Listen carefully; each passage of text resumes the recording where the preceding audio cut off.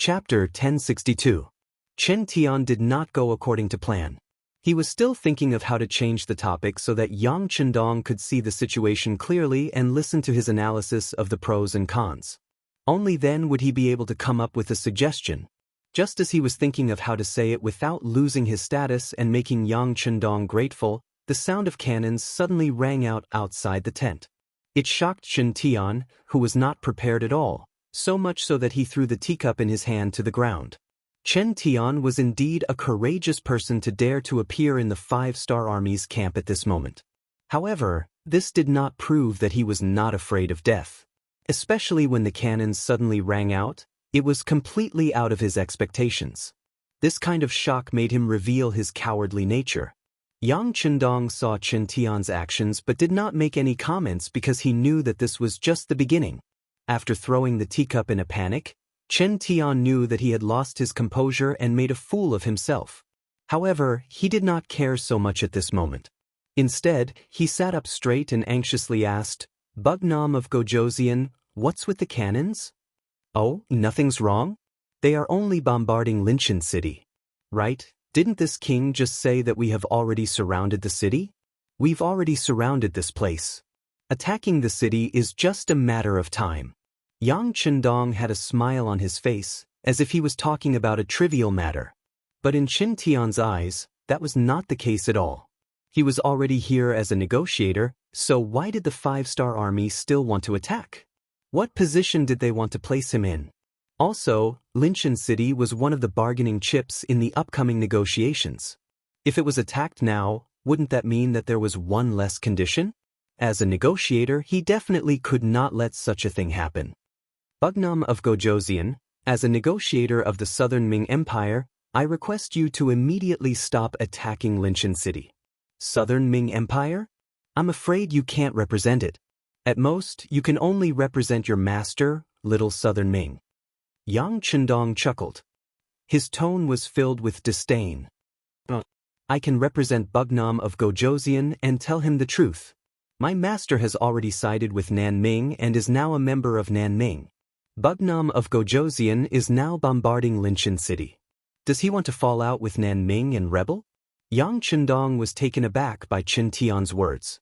There was too much information, so much so that Yang Chendong had to consider it carefully. He didn't speak immediately. Instead, he digested the information first before looking at Chen Tian.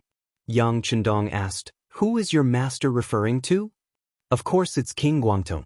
"Humph. Zhu Huilu is not satisfied with the title of Minzhuang Prince. He even calls himself Little Nanming Prince. This is treacherous. How can I associate with such a person?" Chen Tian's face was filled with righteousness and disdain. If Chen Tian hadn't spoken to him on behalf of Zhu Huilu, Yang Chendong would have believed him. It seemed that Chen Tian had given up on Zhu Huilu and sided with Zhu Huilu. In that case, the latter was Zhu Qizhen of Ying sect who had sided with Nanming. This was the first time he heard of this news and he was shocked. Zhu Huilio's rise had increased the internal friction of Nanming.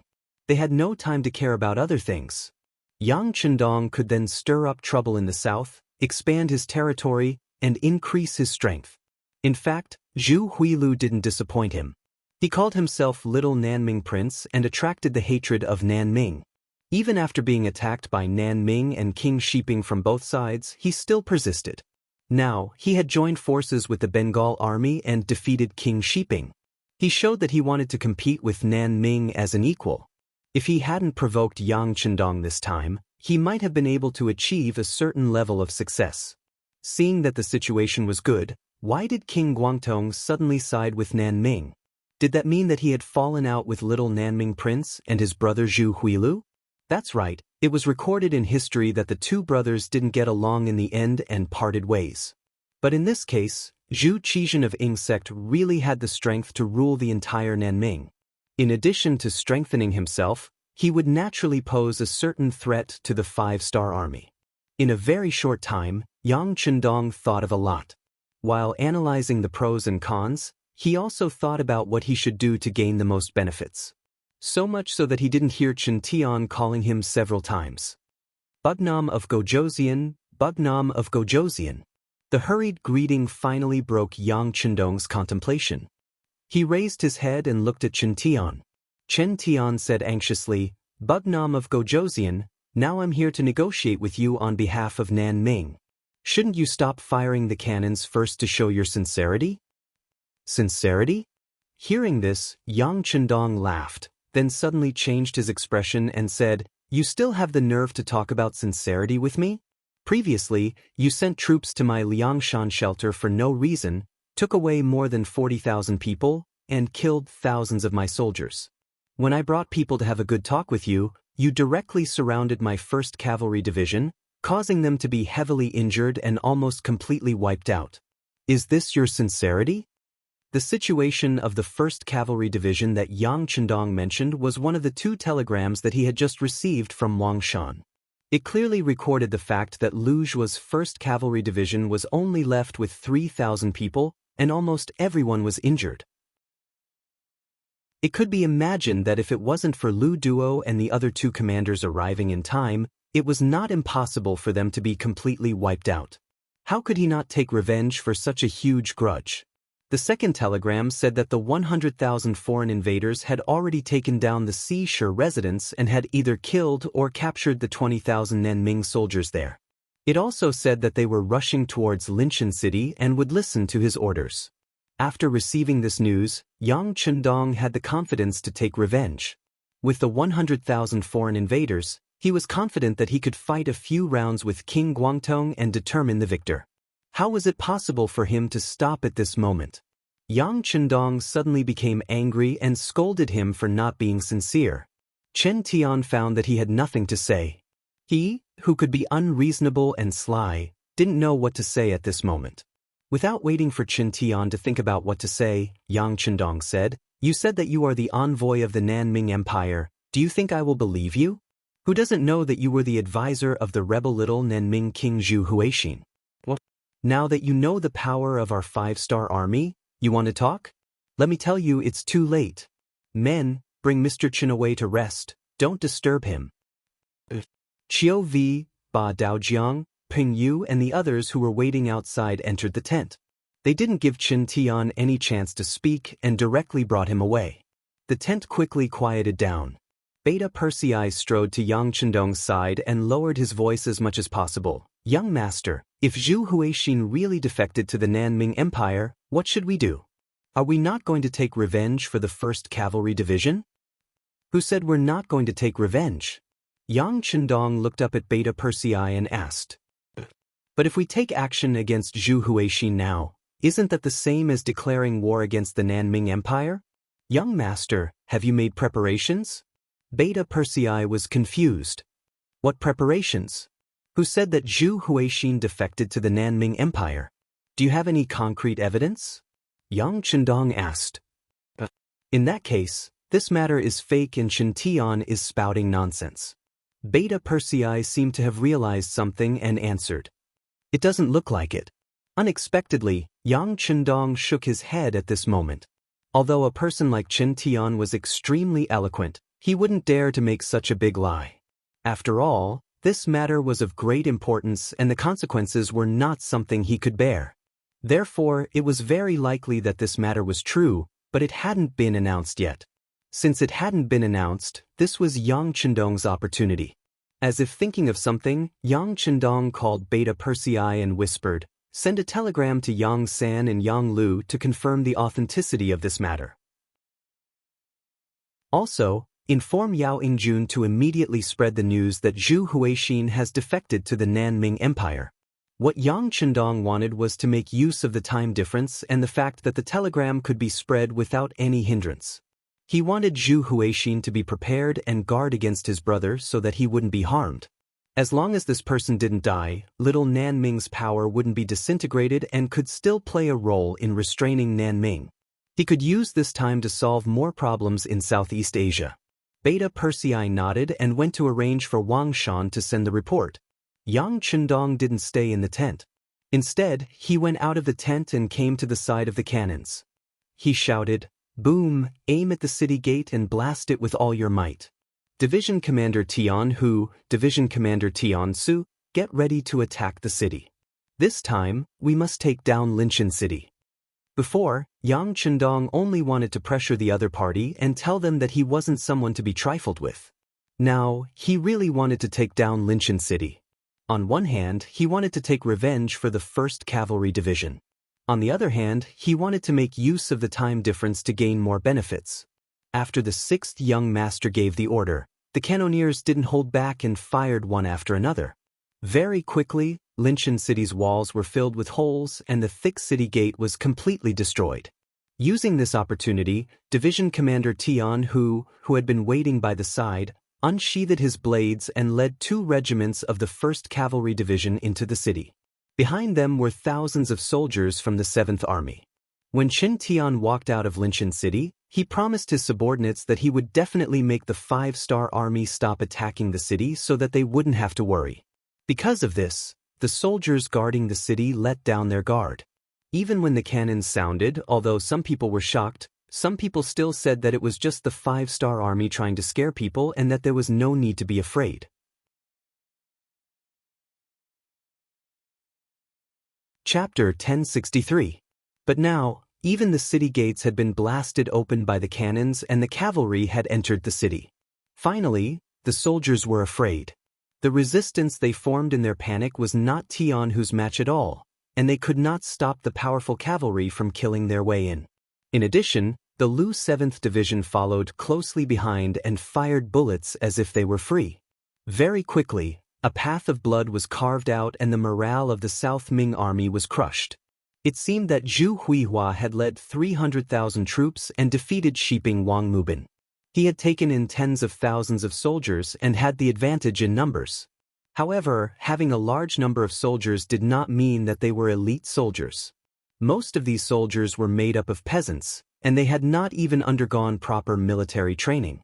It was still possible to rely on them to fight a smooth battle, but if they were to fight a fierce battle, they would not be a match at all.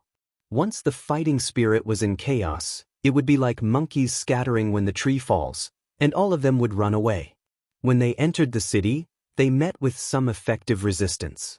However, under the fierce attacks of Tian Hu and the 2 cavalry regiments, they were quickly destroyed. Following this, they did not meet any decent resistance. The tens of thousands of soldiers fled if they could and surrendered if they could not. In just half a day, Linshan City had been taken over by the 5-star army. After taking down Linshan City, they had opened the door to the Nanning Prefecture. As long as the 5-star army continued to attack, they would be able to fight Guangdong Wang Zhu Huihua in close combat. However, Yang Chendong did not choose to do so. He had limited troops and what he needed to do now was wait. Wait for Lu Duo's 3 cavalry regiments and the 1st Cavalry Division to return. Wait for the 100,000 foreign races to gather. If everything was prepared and there was still time, he would not mind teaching Zhu Huihua a lesson and let him know that there were some people that he could not offend. Yao Yingjun walked on the streets of the Guizhou Sea residence. As usual, he would go to the tea house to listen to music and drink tea. His life was very carefree. However, today, after he came out of the tea house, he had a look of anxiousness on his face.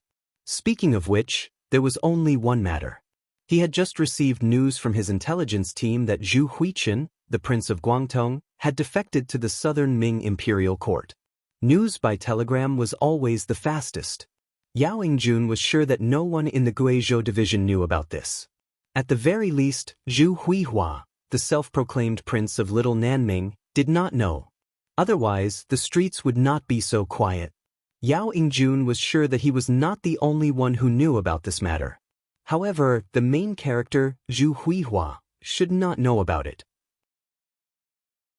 Could it be that, when he thought about the possibility that the patrolling soldiers on the streets were related to Prince Guangdong, Zhu Huihua, perhaps he had already bribed the people around Prince Lil, Nanming and was prepared for this? Was there going to be a mutiny?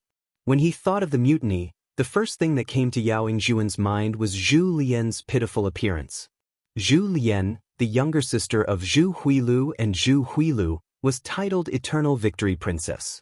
In the beginning, Yao Yingjun was able to infiltrate their inner circle by relying on Zhu Lian's love for him.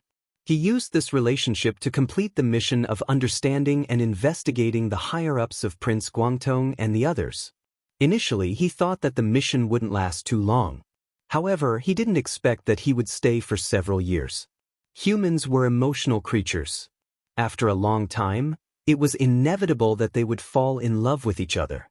In particular, Zhu Lian was really good to Yao Yingjun. That was 100% trust. She appeared to resolve several crises. Over time, Yao Yingjun realized that he had fallen in love with her. After recognizing his feelings, Yao Yingjun was really scared. As an intelligence officer, the most basic rule was to learn how to act according to the situation. One shouldn't easily believe others and shouldn't easily reveal one's true feelings. Obviously, Yao Yingjun had already violated these rules. It was because of this that he didn't report this matter. Instead, he suppressed this feeling in his heart and didn't tell anyone. Now that he knew that Zhu Huihua might want to rebel, and that Zhu Lian might also be implicated, he became even more anxious. He had to protect this girl's safety, but he couldn't reveal his own details. How could he do this? Perhaps Yao Yingjun could casually find a reason, such as going out to play. This way, he could justifiably leave the Guizhou department with Zhu Lian. But if he really did this, what would happen to Zhu Huilu? This was tantamount to openly resisting the mission. Once the higher-ups held him responsible, even if he had several heads, it wouldn't be enough to cut off. But if he didn't use this reason, did he have to reveal his identity? After thinking for a long time, Yao Yingjun felt a headache. In the end, he decided to target Meng Neng and Duan Yuhong. Not only were these two people trusted by the Prince of Lil, Nenming, but they also had their own abilities. For example, Duan Yuhong, who was known for his strange skills, and Meng Ning, who was known for his bravery, could be compared to Chen Tian, who was known for his eloquence, or even better. Of these two people, one was deeply trusted by Prince Guangtong and had to consult him for almost everything he did. Meng Ning was in charge of the military power of Prince Guangtong. If Zhu Huilu wanted to cause his brother to rebel, Meng Ning definitely couldn't avoid it. Looking at the extra patrolling soldiers on the street, Yao Yingjun had a feeling that General Meng Ning might have been bribed. But he still decided to give it a try. This was how intelligence agents worked. Even if there was a 1% chance, they would still try their best, even if they had to pay the price with their lives. Because of his relationship with Zhu Lian, Yao Yingjun was once a guest of Meng Ning and Duan Yuhong. He didn't need to make an appointment to see them. He just walked in. As someone who had been to the general's residence more than once, Yao Yingjun's intuition told him that there was something wrong with this place. Before he joined the intelligence agency, he had undergone special physical training. Although Yao Yingjun's skills weren't as good as Ling Feng's, he was still much stronger than ordinary people. His eyesight was also better than ordinary people. The moment he entered the general's residence, he could feel the shadows in the dark. There were countless pairs of eyes staring at him. Yao Yingjun didn't look around. He acted as if he didn't notice anything. The moment he entered the general's residence, he shouted that he wanted to see General Meng Neng and that he wanted to have a good fight with him. Naturally, his shouts attracted the attention of many people in the residence. "Go, tell him that I'm patrolling the barracks and am not in the residence."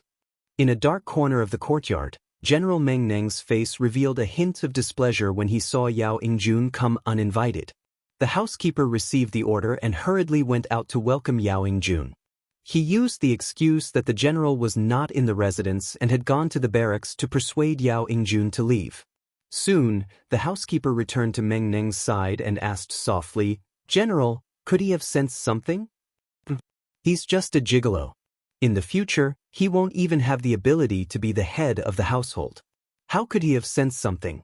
All right, let's hurry up and prepare. We'll take action tomorrow night." Meng Ning sneered. It was obvious that Yao Yingjun's usual disguise was effective. He was not treated like a piece of cake and reduced the possibility of being suspected. After leaving the general's residence, Yao Yingjun's unruly appearance was completely hidden. After hesitating for a moment, he headed straight for the Duan residence. Compared to the Duan residence in the past, Yao Yingjun saw that there were many more strangers in the surrounding alleys and streets. With his identity as a spy, he quickly noticed that something was different. If he guessed correctly, This place was being watched. It was very likely that it was Meng Neng's doing. He had already shown his face at the general's residence once and was almost forced to stay there. If he took the risk to appear at the Duan residence again, he was afraid that it would really arouse suspicion. For safety reasons, he didn't enter the Duan residence. Instead, he returned to the tea house. Since he couldn't get through to the higher-ups, he might as well start from the bottom. That was to spread rumors of Zhu Huitu's rebellion. As for how effective it would be, he wasn't sure. But other than that, what else could he do? Although he seemed to have a good relationship with some people because of his relationship with Zhu Lian, when it came to big matters, who would treat him like a piece of cake. When he left the tea house, Yao Yingjuan's footsteps were clearly faster. He didn't know what Meng Ning would do in the face of the rumors that would spread throughout the city. He didn't want to gamble, so the best thing to do was to bring Zhu Lian to a safe place to hide. 2 hours after Yao Yingjun left the tea house, the streets of Guizhou province began to spread rumors that Zhu Huitu, the prince of Guangdong, had sided with the southern Ming dynasty and was about to rebel. With the intelligence department spies, the news quickly spread through the streets and alleys. It also spread to the general's residence and the prince of Little Nanming's residence. Who is it? Who leaked the news? Meng Ning said angrily after hearing the news. He had already made plans for the rebellion tomorrow night. Who would have thought that the news would be leaked? It seemed that everything had to change. General, the king has ordered you to make a trip to the prince's residence. Just as Meng Ning called the housekeeper over to discuss countermeasures, a servant reported that the prince of Little Nanming wanted to see him. General, you should bring more people with you. The housekeeper said worriedly. Of course, I wanted to do this secretly. Since it's like this, I might as well make it public. I'll go see the king now. You guys follow the plan and attack the other officials. Meng Ning wouldn't wait for death. Since he had promised Zhu Huitu to rebel with him, he couldn't go back on his word. Meng Ning made his move. Everything had been prepared long ago. The only difference was that one would take action tomorrow night, while the other would take action earlier. Because Meng Ning's actions were fast enough, the prince of Little Nanming, Zhu Huitu, was still caught by the rebels despite being prepared for it. It wasn't just Zhu Huitu. His other brother, the prince of Yangzong, Duan Yuhong and the others were also caught. The only one who was surprised was Princess Yongxing. When a large group of soldiers entered the princess' residence, they found out that she wasn't there. She had gone out with Yao Yingjun to play chase. A group of soldiers immediately went out of the city to chase. However, since Yao Yingjun was prepared, how could he be caught? Not to mention, he didn't even leave the city. Instead, he took Zhu Lian to a safe place to hide. Other than Zhu Lian and a few lucky officials and generals who weren't in the city, most people were controlled by Meng Ning. At this point, it was announced that they had changed positions and returned to the southern Ming court.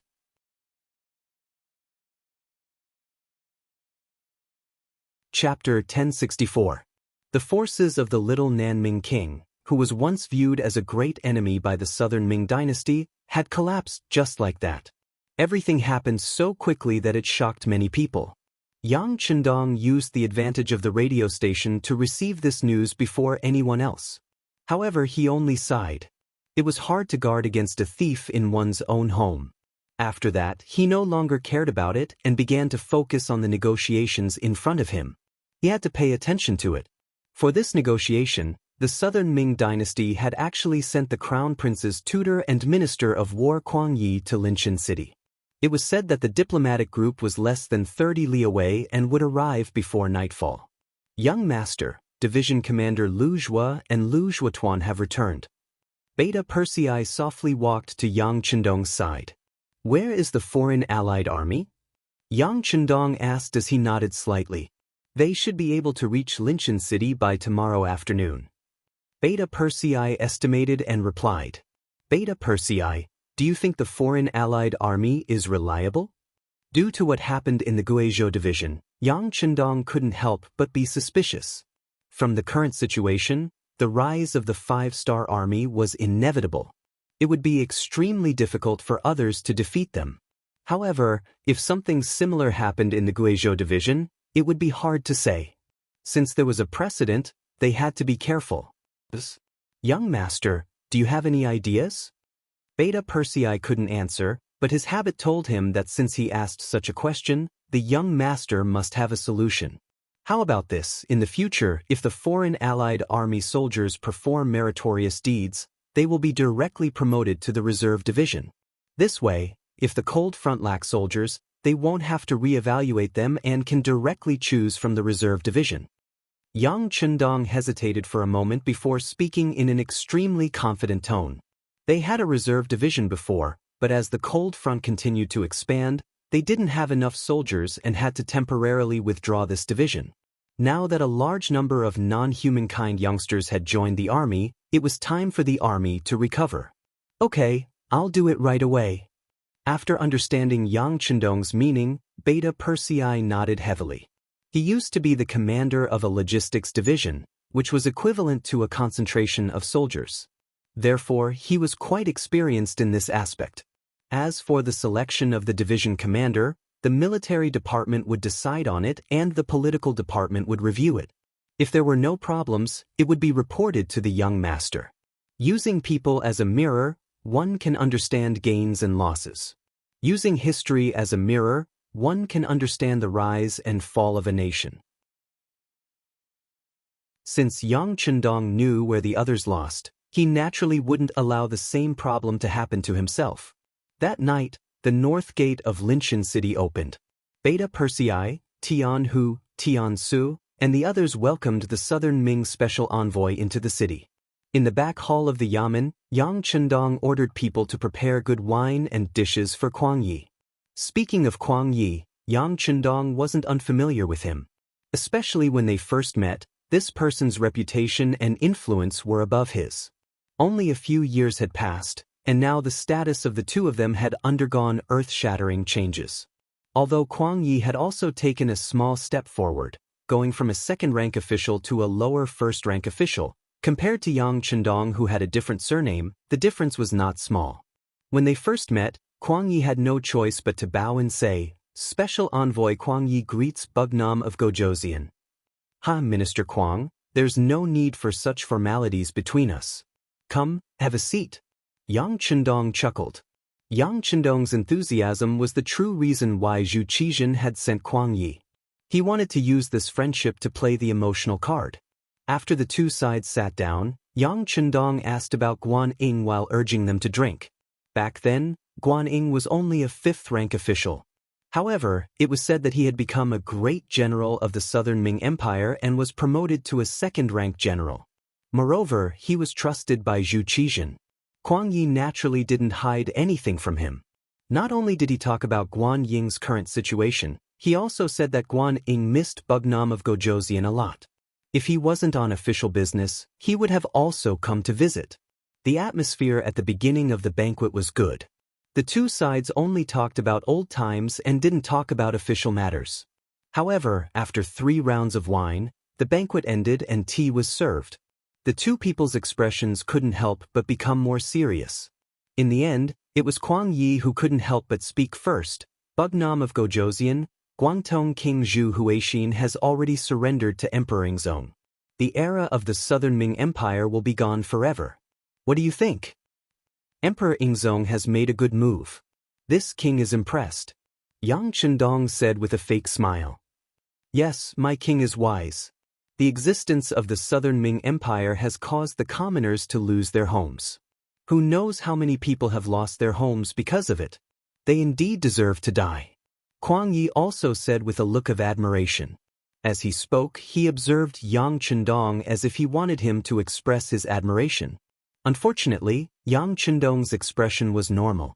However, in Kuang Yi's eyes, he felt that this was very normal.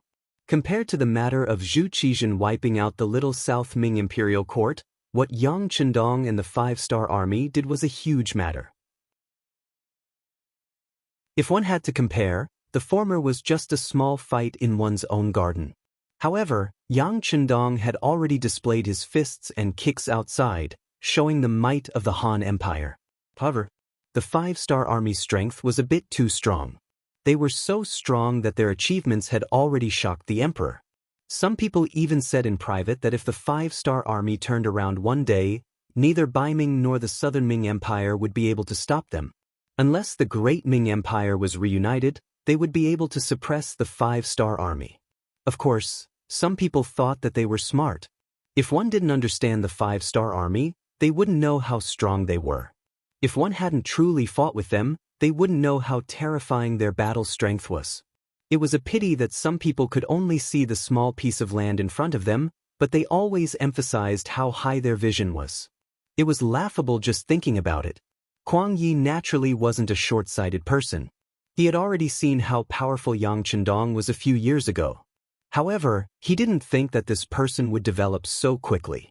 He had already taken over almost half of the Great Ming Empire's territory outside of the Great Ming Empire. It was also because of this that he strongly advocated for quickly destroying the Southern Ming Empire and unifying the Southern Ming Empire first. Then he would see if there was an opportunity to swallow Beiming.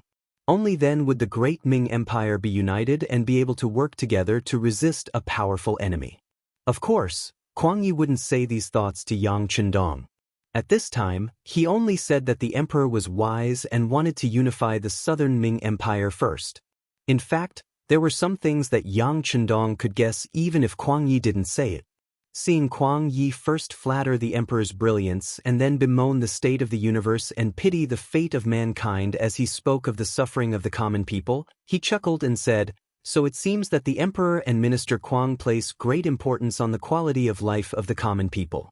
Then, I wonder how the lives of the common people in the Southern Ming dynasty have changed compared to before? Or rather, after the Southern Ming Empire's power was returned to the imperial court, what kind of preferential treatment did you give the common people?" Yang Chendong asked with the common people as the topic. He wouldn't forget that in the future, there were people who said that foreigners had a higher status than ordinary officials in the country. Because of this, they didn't have to abide by the laws of the country. Once something happened, they would put pressure on the embassy and use their bad international reputation as an excuse to show their nobility. It was because of this that Yang Chendong intentionally raised the status of Han people. He wanted the entire world to form a habit from this moment onwards, a habit that the Han people were high above and inviolable. Yang Chendong could do what he said because she started from scratch and instilled the idea of the supremacy of the Han people. The Southern Ming Empire couldn't do it.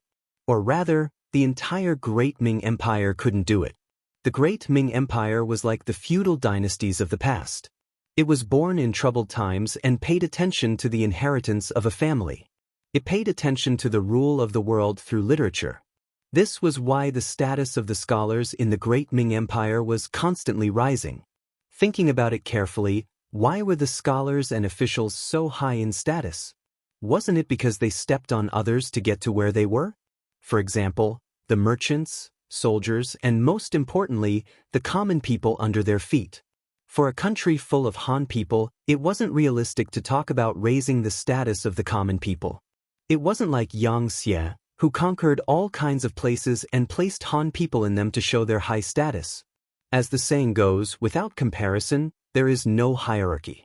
Thus, even if the Southern Ming Empire was thinking for the common people, it couldn't be raised like the Han people in Xianxia. Not to mention, the Southern Ming Empire's attitude towards the common people, especially those at the lowest level, had always been indifferent. How could they raise their status and treatment like Yang Chendong said? Kuang Ye's face turned red at Yang Chendong's question. He slowly lowered his head and said, "The common people are the people under the emperor's rule. Of course, we have to treat them better." The two words represented Yang Chendong's current mood.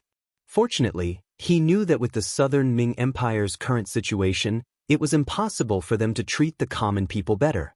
He simply didn't care about this question and changed his tone. This time, Zhu Huichun was willing to surrender to you. What benefits did he give you? Normally, this was a private matter of the Southern Ming Empire, so it wasn't good for others to question it. However, Kuang Yi knew that with Yang Chendong's power, if he wanted to know the inside story, even if he didn't say it himself, he would be able to find out from others. Most importantly, this matter was going to be revealed to the world soon, so it was impossible to hide it. Thus, he directly said, "The emperor made Zhu Huichun the prince of the 3 provinces. He will be in charge of the military of Yunnan, Guangxi, and Guizhou, the prince of the 3 provinces. After Yang Chendong heard this, he nodded and said, only in charge of military affairs, not local government, right?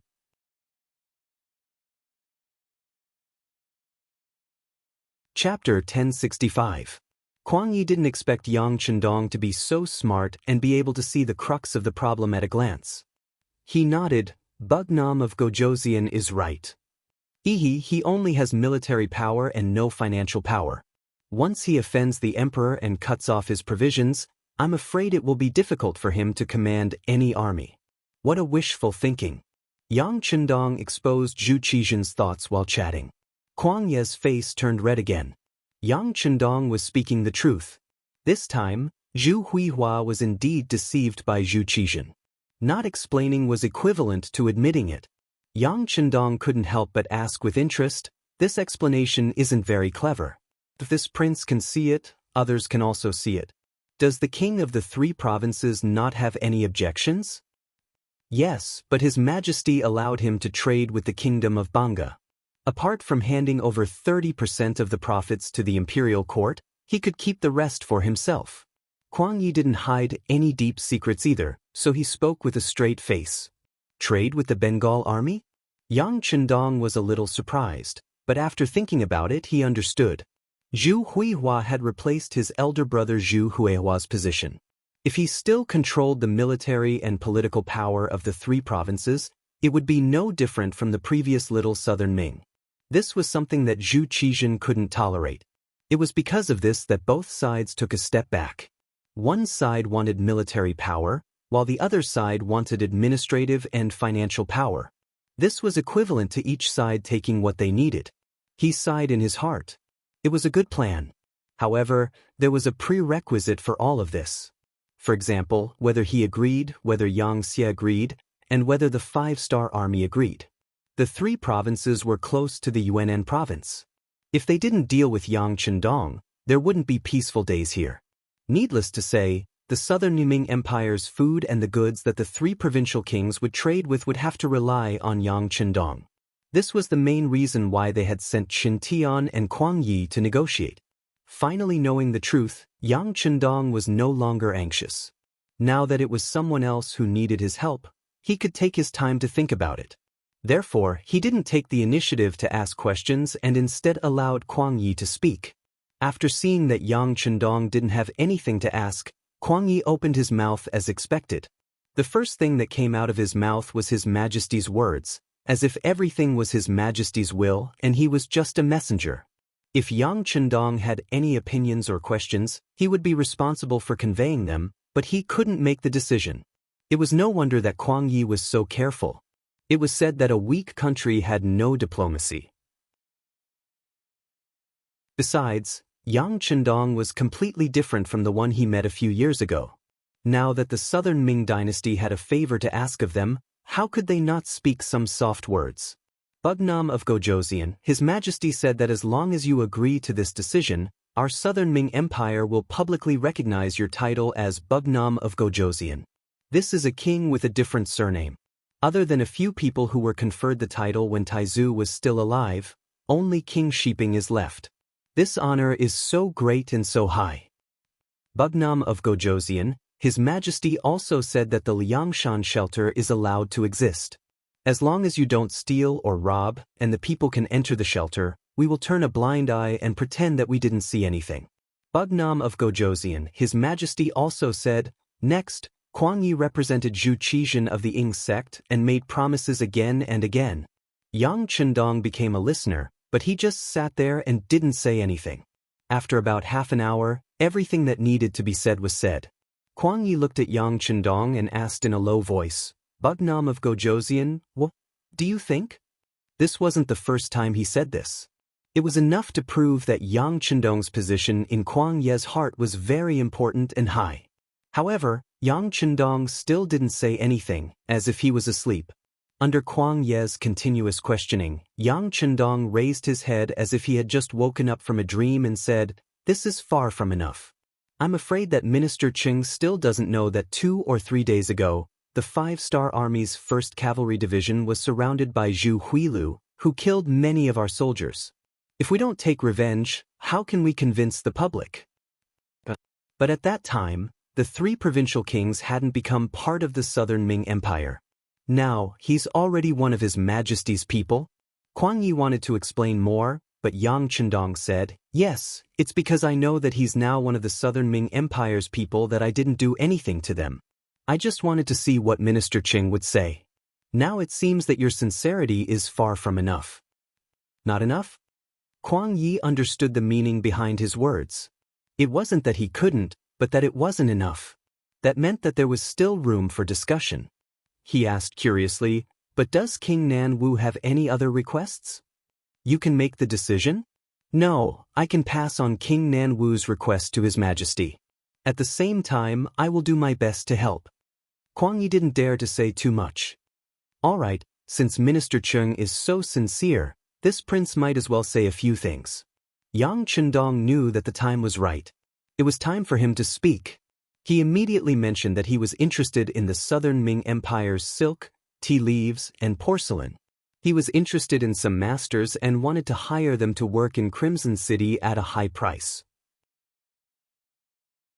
At the same time, he wanted to buy a certain percentage of the goods at cost price and then sell them to merchants from other countries under the name of Crimson City.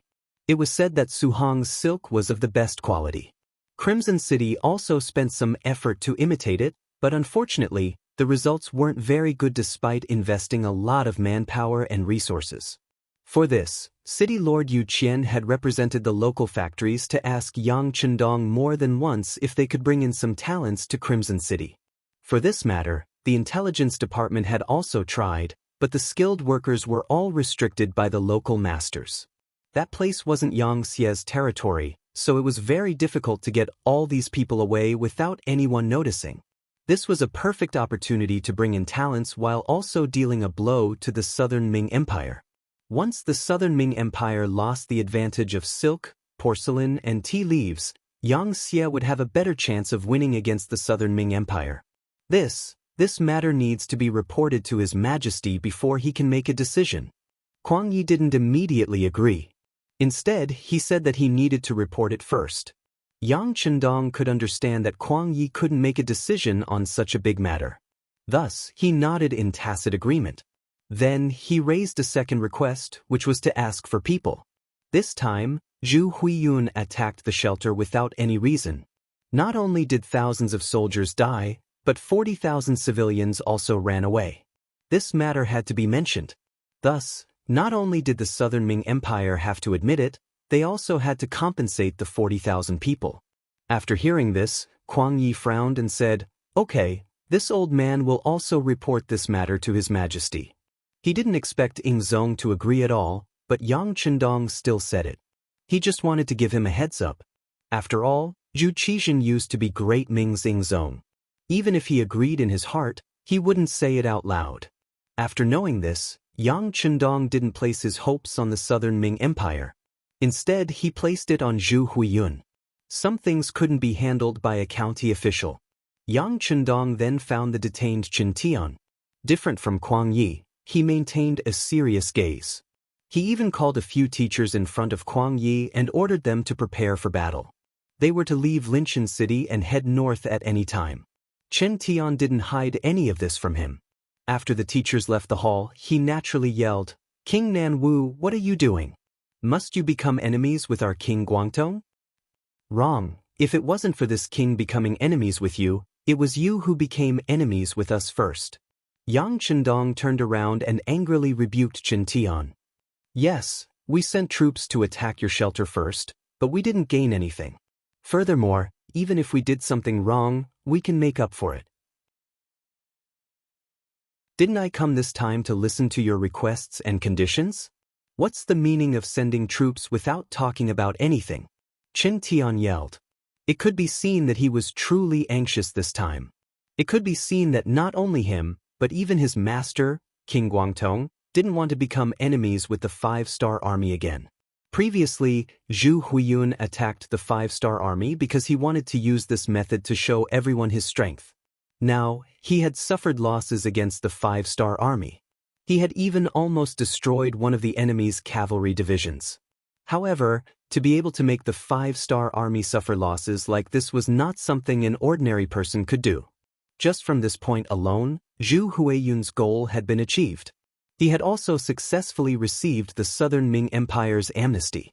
Since all of his goals had been achieved, there was naturally no need to continue fighting. If he won, no one would say anything, but if he lost, he would only feel bad. Zhu Huiyun knew this, so he sent the most eloquent person, Qin Tian, over. He only had one request, which was for the 5-star army to stop fighting. As for whether the other party would raise any requests or conditions, as long as they weren't too excessive, he would agree. After all, he wanted to step on the 5-star army to climb up. You said that we can talk. Alright, then I'll give you a chance to talk. If you can't satisfy me, then there won't be a chance to talk. Yang Chendong spoke as if there was only one chance, and he wanted them to grasp it seriously. The 5 divisions and close to 100,000 soldiers finally arrived at Linshan City. At this point, Yang Chendong had over 100,000 soldiers. He indeed had the qualifications to cause a ruckus in the Southern Ming Empire's territory. However, these 100,000 soldiers didn't take a step forward, nor did they have any intentions of attacking. This was all because the negotiations were going smoothly. Chen Tian was very tactful. He clearly agreed to all of Yang Chendong's requests. However, this matter was very important, so he had to report it to Zhu Huiyun.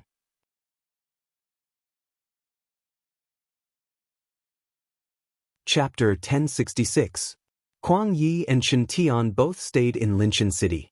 Only their trusted aides left the city to inform the higher-ups of Yang Chendong's request. Linshan City regained its usual peace. A few days later, news of the little Southern Ming Prince and Yangzhong Prince being captured in the Guizhou division was spread. At this point, the little Southern Ming army was disbanded. Under the leadership of General Meng Ning, their army joined the 3rd Province Prince Zhu Huizhou's army. Meng Ning brought over 300,000 troops. Adding on Zhu Huizhou's original army, even without the 100,000 from the Bangladesh army, he still had 500,000 troops. Young master, this? After Beta Persei received the news, he looked worriedly at Yang Chendong. What are you afraid of? 500,000 isn't a small number, but with 3 provinces, how many troops do you think he can transfer to Linshan City? Or how many troops would he need to deal with us? After Yang Chendong asked 2 questions in a row, he smiled and patted Beta Persei's shoulder. Don't worry, the plan won't change. Yang Chendong was indeed full of confidence. He predicted that Zhu Huizhou wouldn't make an enemy out of the 5-star army. After all, the time to prove his strength had passed. Now that he had been recruited as the 3rd province prince, there was no need to create more problems. If they really fought, Zhu Huizhou didn't have the confidence to win. Not to mention, there was one more thing that he didn't mention. Yao Yingjun had taken Zhu Lian and escaped from the Guizhou department. Not only that, they had also created an army of 50,000 people and were currently fighting for territory in the 3 provinces.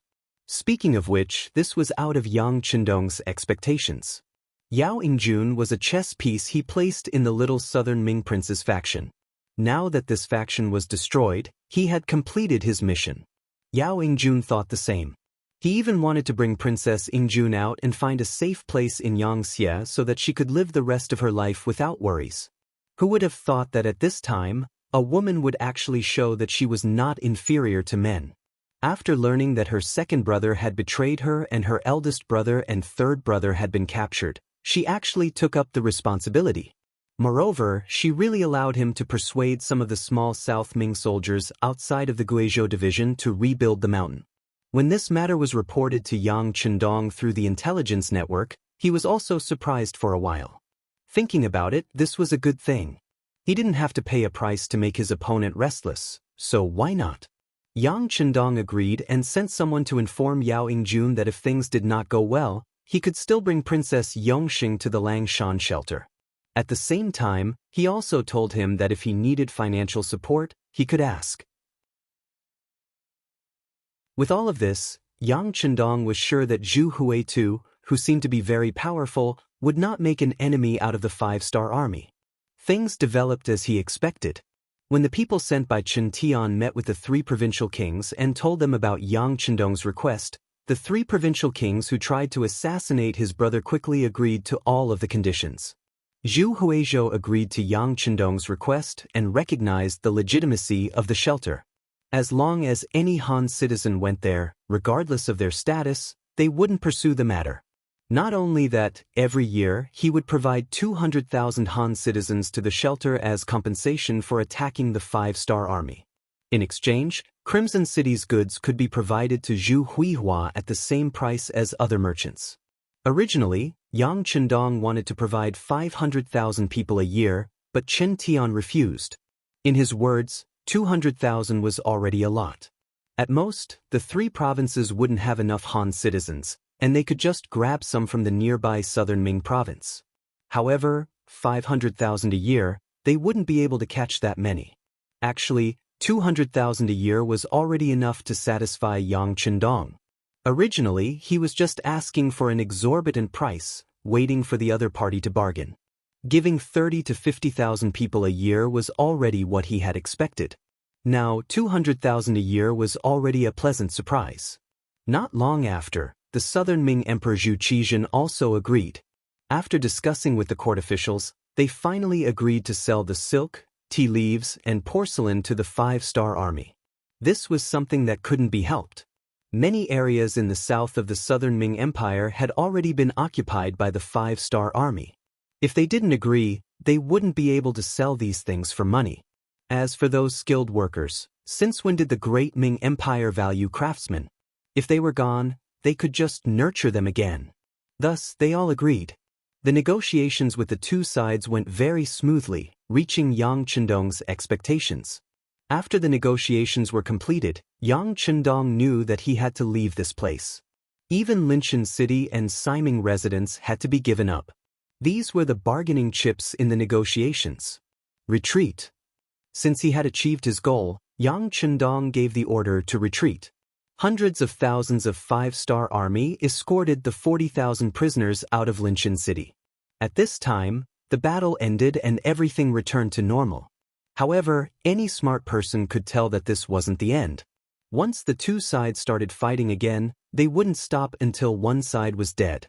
The five-star army finally retreated, leaving behind Linshan City and Siming residence. At the same time, Zhu Huiying also left behind two opponents, Everlasting Victory Princess and Shiping King's army. Everlasting Victory Princess didn't need to be mentioned. When Zhu Huiying made his move, he didn't plan to let this sister go. As for Shiping King, he was originally the king of Yunnan. Now that the three provincial kings wanted to replace him, how could he agree? Of course, he had to find some trouble. Zhu Qizhen didn't think highly of the three provincial kings, but he had to agree to reduce internal friction. Now that Shiping King was willing to fight with Zhu Huiying, he was happy to see it happen. He didn't say anything and just let them fight. After Yang Chendong left southern Ming's territory, he didn't pay attention to it anymore. Yang Xie's territory was so big that there were too many things for him to worry about. For example, there was a piece of information in front of him about the Baiming army. The telegram was sent by the commander of the First Army, Tiger's Man. It only said one thing. The Baiming army had a 50,000-man cavalry. They were all soldiers from the Liaodong region and were nicknamed the Liaodong Iron Cavalry. Under the leadership of General Fang Dingshan, they were training in the grasslands. They constantly clashed with the small Mongolian tribes and sometimes provoked Yes Hen in Walla. They won and lost. According to Tiger's Man's telegram, the 50,000-man Liaodong Iron Cavalry followed the policy of training soldiers through battles. Fang Dingshan used to be the commander of Zhu Qiyu's imperial bodyguards. He was quite trusted and was given a lot of freedom on this expedition. Since their appearance, the Baiming army's banner became famous in the grasslands and had a certain amount of influence. They're all restless people. Yang Chendong sighed and then looked at another telegram. It was sent by the Internal Intelligence Department of the Japanese Empire. The internal strife there had already begun, and some places had already broken out of the control of the emperor and the great general's office. In other words, it wouldn't be long before the Japanese Empire's affairs had to be resolved. Thinking about Princess Junko, who had returned more than a year ago, Yang Chendong looked in the direction of the Japanese Empire and said to himself, "Don't let anything happen to you. Otherwise, a lot of people will be buried with you." January 1457 AD. Yang Chendong returned to Chichen City and prepared to spend the new year here. At the same time, he accompanied his wife, Hu Yen, to wait for her delivery. On the 7th day of the second lunar month, on this seemingly ordinary day, a baby boy was born. When Yang Chendong was 20 years old, he finally had his first son, named Yang Bo Bugnam of Gojoseon finally had a son, and there was someone to inherit the family name. Naturally, it was a great day for the entire Yangxia. Chichen City was immediately decorated, and it was even more lively than the new year. The various provinces and regions under the Yang faction also sent representatives to the city with gifts to celebrate and express their joy. Good things come in pairs. On the third day after Yang Bo was born, King Abu Burkle of the Great F country announced his surrender in Cotton Orchid Island.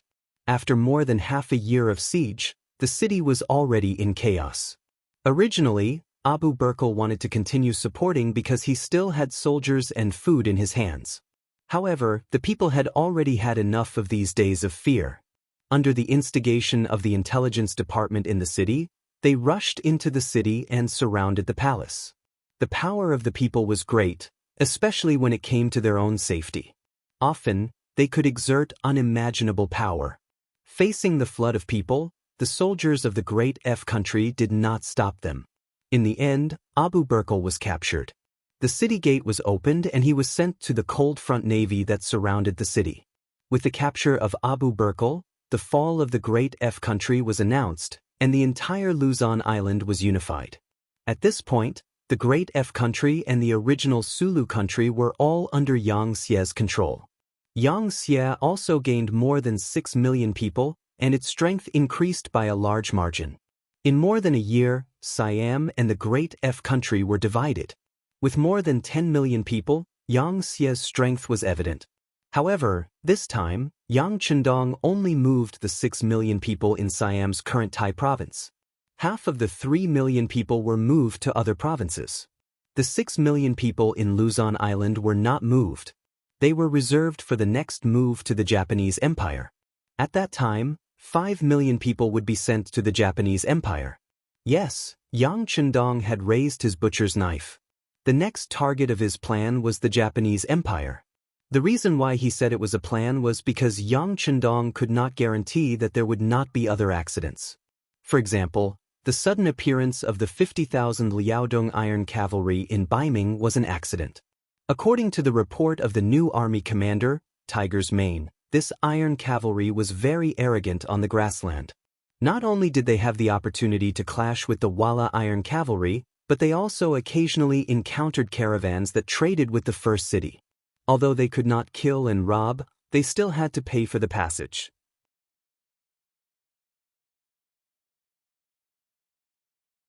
Chapter 1067. Perhaps it was because the Liaodong Iron Cavalry was short of money, or perhaps they didn't want to provoke a powerful existence like the 5-star army right away. But even if they didn't kill anyone, they just wanted money, which made some caravans that cooperated with the first city suffer. During this time, many merchants came to the door and complained to Tiger's Man. According to them, they would rather give the money to the 5-star army than to the Liaodong Iron Cavalry. The appearance of the Liaodong Iron Cavalry greatly changed many people's view of Baiming. Is this still the army of the Great Ming Dynasty? Why are they so barbaric? How are they different from the bandits on the grassland? Are they still the grass-eating Han Chinese? Previously, there was the 5-star army, and now there was Baiming's Liaodong Iron Cavalry. What changed them? For this matter, Tiger's Man sent a telegram to Yang Chendong more than once, asking if he wanted to attack them. After all, one mountain couldn't accommodate 2 tigers. It was enough to have the 5-star army on the grassland. Yang Chendong suppressed Tiger's Man's intention to attack. He now had a target to conquer, the Japanese Empire. This was a country with a population of more than 10 million people. If he wanted to conquer them, the preparation work must be very thorough. The people of the Japanese Empire were very fertile. This could be seen from their names, such as Dairo, Ero, Saburo. There were even 7 and 8 Dairo. This might have something to do with the environment they lived in and their development over the years. It was very easy for each region to be independent. Sometimes, even 2 counties that were very close to each other would see each other as fire and water and would fight with each other. At that time, whoever had more people would often have the advantage. For a country with such a large population, Yang Chendong must be well prepared. He couldn't afford to be distracted. Not to mention that in his heart, it was difficult to divide the world into 2 for a long time, and the tripartite balance was the most stable. The existence of Baiming, Southern Ming, and himself was the tripartite balance, which could ensure that any side would have to be wary of the other side when they attacked. While rejecting Tiger's Man's idea of attacking on the grassland, he also asked him to prepare the new army that had been formed for a year to be transferred to North Korea. In addition to preparing for an attack on the Japanese Empire, Yang Chendong also called the city lord Yu Qian and other important people in the palace to discuss the introduction of paper money. The introduction of paper money was not Yang Chendong's creation. At the beginning of the Ming dynasty, Zhu Yuanzhang implemented the paper money policy and issued the Ming dynasty's precious banknotes and copper coins. However, the Great Ming dynasty's banknotes did not have a limit and there was no reserve, which quickly led to inflation. Now, the Great Ming dynasty's banknotes were restricted in the market. Although they were still circulating, their purchasing power was very limited. Especially after the sudden rise of Yang Chendong, regardless of whether it was the Northern Ming or the Southern Ming, in order to achieve their goals, they vigorously printed the Great Ming banknote, which directly caused the market to become chaotic. At the same time, this item depreciated even more, and there were very few people who recognized it. With this example, Yang Chendong obviously wouldn't let the same mistake happen to him. This time, not only did he want the paper money to be successful, but it also had to be strong for a long time. For this, he ordered people to vigorously develop the gold mines found on the island of Dafei as reserves. He was preparing to introduce the paper money into the market. First, it has to be anti-counterfeiting. Second, it has to be advertised properly.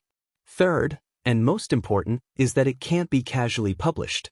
The amount of reserves can only be printed to achieve the same value as gold and silver, Yang Chendong said to City Lord Yu Qian and the people in charge of the Yang family's bank with a serious expression.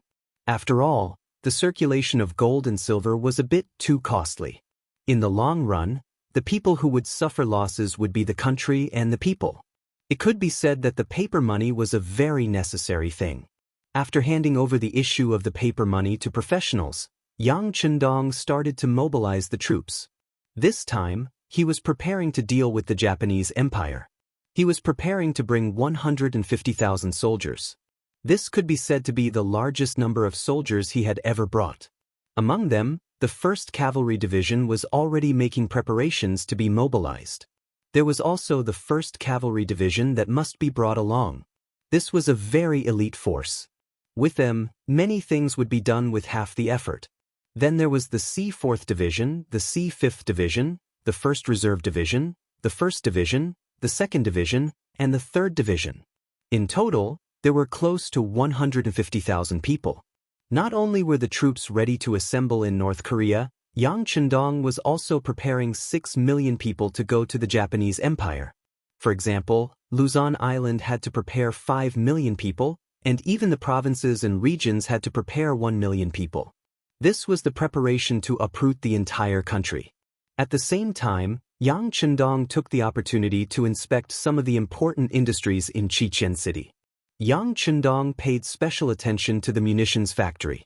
2 years ago, he had brought out a Type 99 tank from the warehouse and placed it in the factory. Now that so much time had passed, he wanted to know how the imitation work was going. Imitation was one of Yang Xie's main policies for industrial development. First, there would be a finished product and a method. Then he would try to learn how to do it. Only then would he be able to walk his own path. It was just like how many products and firearms were made. The Han people, who had 5,000 years of history, had never lacked intelligent people. However, this time, Yang Chendong was somewhat disappointed. There was simply too much information and knowledge involved in the creation of a tank. Even though there was already a finished product in front of everyone, they had never seen how it was used. Under the circumstances of how it was used, there was no way to imitate it even if they wanted to. Therefore, this time, Yang Chendong came to the munitions factory to demonstrate how to use the tank. Clear the area. Except for the necessary relevant researchers and the main leaders of the munitions factory, everyone else was cleared out of the area. Then, Yang Chendong walked into the big iron tool, with a tank hat on his head. Under everyone's gaze, the tank that was filled with fuel started moving. With a roar, it walked out of the secret workshop and appeared in the empty field. This scene was too much of a shock to everyone. The roaring sound had already frightened everyone. When they saw that this thing could already move under the control of a single person, everyone present widened their eyes and looked like they had been shocked silly. Then, an even more shocking scene appeared. After the tank arrived at the field, it first moved quickly and skillfully turned. Along the way, it knocked down many obstacles that had been prepared beforehand. Then, it stood still and fired at an area that had been marked out long ago. In the roar of the explosion, the target area a few miles away was hit, and smoke rose from it. Plop! This eye-popping scene attracted everyone present to kneel. Even the city lord Yu Qian, who accompanied Yang Chendong to watch, and Yang Er, who had been following Yang Chendong for many years and had long been accustomed to various miracles, also knelt on the ground. Yang Chendong was very powerful. He was once called the Lord God, as if he was a god that had descended to earth.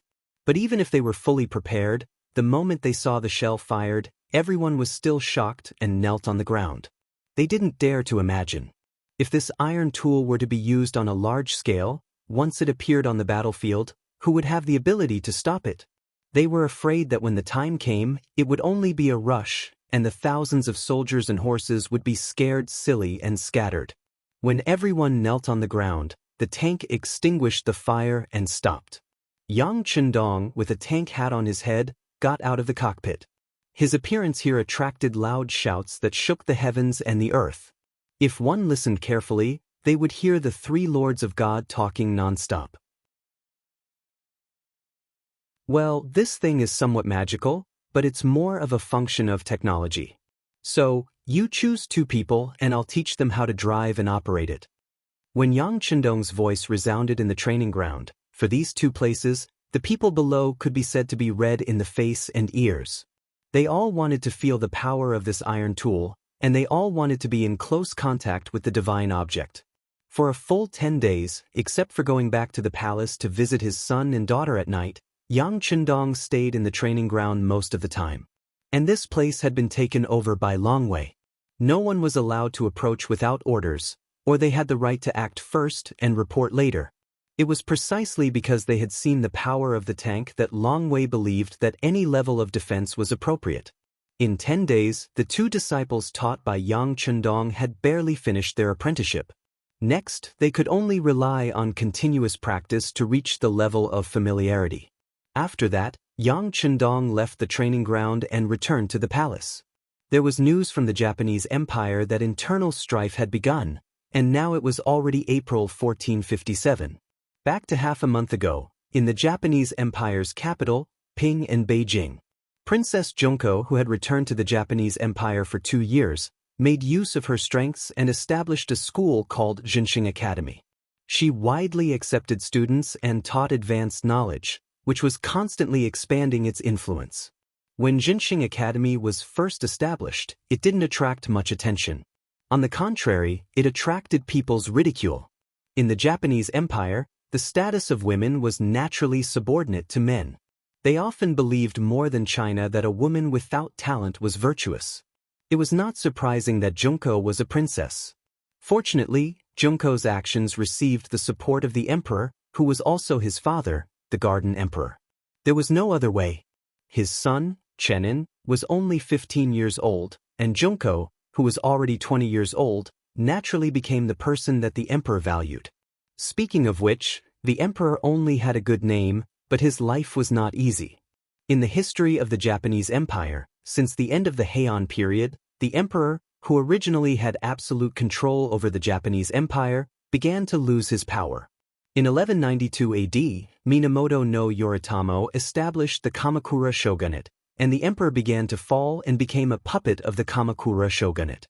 Later in history, the emperor became a puppet of the Muromachi shogunate. The emperor became a puppet of the shogunate for more than 600 years. Not only did he not have any real power, but sometimes even his basic necessities, such as food, shelter, and transportation and holding ceremonies, had problems due to financial constraints. The most typical example was the 103rd generation Emperor Hodo Miyamoto. He was Junko's younger brother.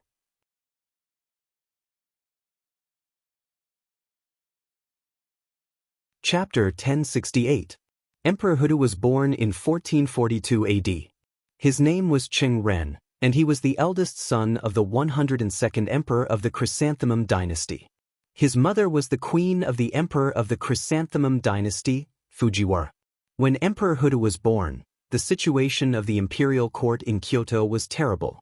First, the real power was in the hands of the Shitachi shogunate, and the emperor was a puppet. Second, the national treasury could not make ends meet, and it was not even enough to pay the salaries of the imperial court officials, let alone meet the expenses of the imperial court. Therefore, even though Emperor Hodo was born in the imperial court, he sometimes did not even have enough food and clothing. Even the wedding ceremony of marrying Princess Tingnan was held hastily. In history, the emperor of the Chrysanthemum dynasty abdicated and became the supreme emperor. The 22-year-old Emperor Hodo inherited the throne and became the 103rd emperor of the Chrysanthemum dynasty. Princess Tingtian then became the empress.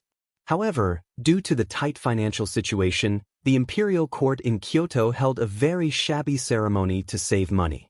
Even after he died, because he did not have the money to bury him, his corpse was frozen in the imperial palace for 2 months. Some officials had to raise money to bury him. From this situation, one could imagine the status of the emperor. This was the main reason why they were willing to spend a lot of money to buy the cannons from the 5-star army. It was because the military and political power was controlled by General Ashikaga Yoshimasa. If he did not die, the imperial family would never be able to rise up. However, Ashikaga Yoshimasa's whereabouts were uncertain. No one knew when he went in and out of the general's house. The emperor only bought 1 cannon and 2 bullets from the 5-star army, so he did not dare to take the risk. Since his daughter was willing to come out and do something, the emperor would definitely support her. It was this Jinxing Academy that no one thought highly of. After 2 years of development, they could not recruit any students, but now, there were people who were willing to take the initiative to learn. They could not satisfy the 50 students they taught at one time, which attracted the attention of other forces. General Ashikaga Yoshimasa was one of them. First, he sent people to catch the former student. After some investigation, he found that the former student was extraordinarily talented. However, he was just the most ordinary student in the first batch of students in Jinxing Academy, but he had such a great change, which attracted the attention of the general. Since she is capable, beautiful, and a princess, then let's marry her. General Ashikaga Yoshimasa said to his subordinates. Soon, the news that the general wanted to marry Princess Junko spread among the higher-ups. Some abilities should be used. This was the attitude of the strong to the weak. Maybe he wanted Junko to work for him, or maybe he just wanted to marry Junko and throw her at home as a concubine and live a peaceful life. But no matter what the result was, the emperor's power of the emperor. Of course, Junko wouldn't agree to it. She went to the emperor and expressed her determination that she would rather die. How could the emperor did not know his daughters? But what could he? He didn't have much military power, and he didn't have any political partners. He couldn't win. Just when the emperor was at his wits' end and Junko was about to commit suicide, a savior appeared. Oda Nagamasa was a powerful general in the capital of Ping. He was also the only collaborator that the emperor had managed to rope in over the years. He proposed that he could agree to the Supreme General's request, but before the wedding he wanted to meet the Supreme General to discuss some details. The location of the meeting was set at the Supreme General's mansion. The military system of the Japanese Empire was divided from the bottom to the top.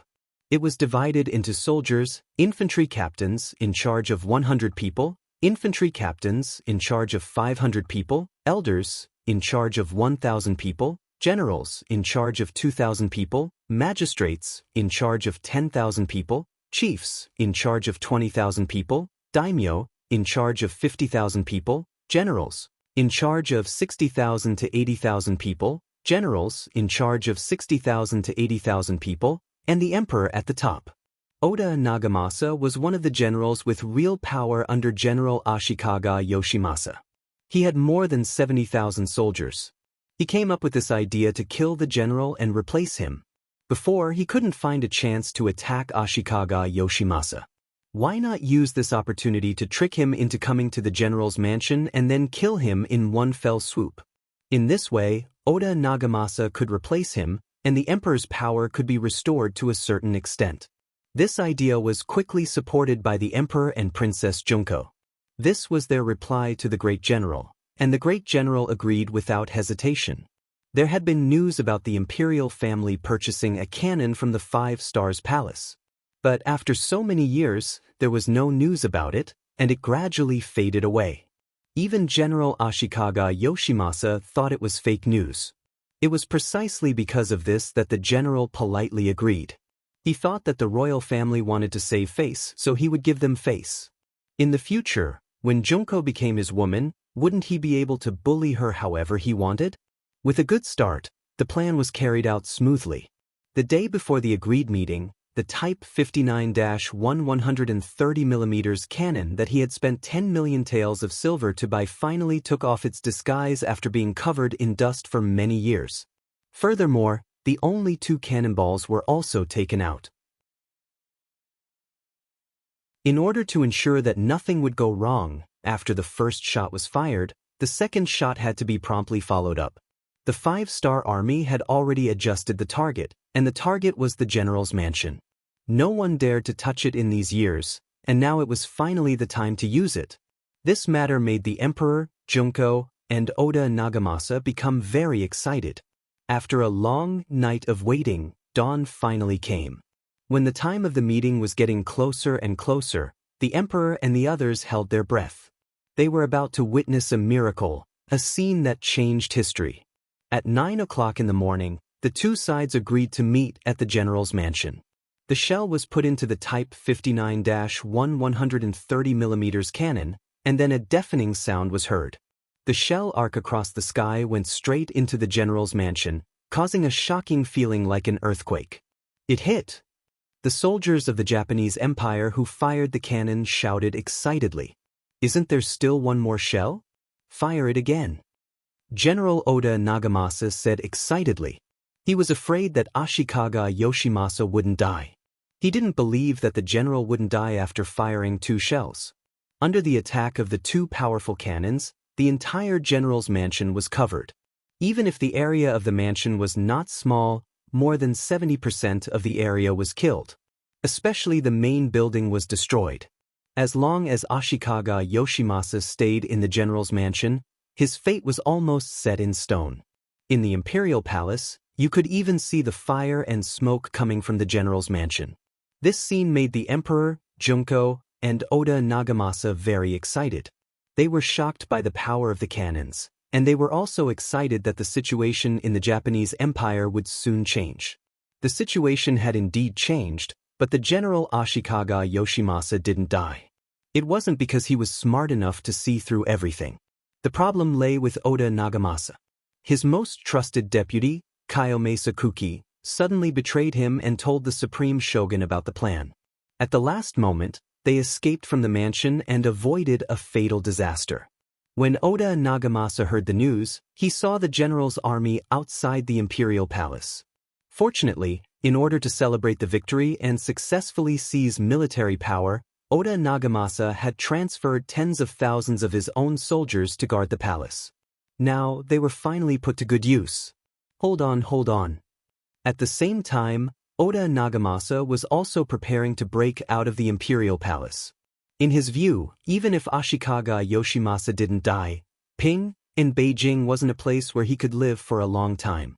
As for whether he needed to take the emperor and his family with him when he left, don't be ridiculous, it was already difficult to protect himself, who would think about other things? Oda Nagamasa wanted to escape. Once he left, it could be imagined that the Supreme General's anger would definitely be vented on the emperor.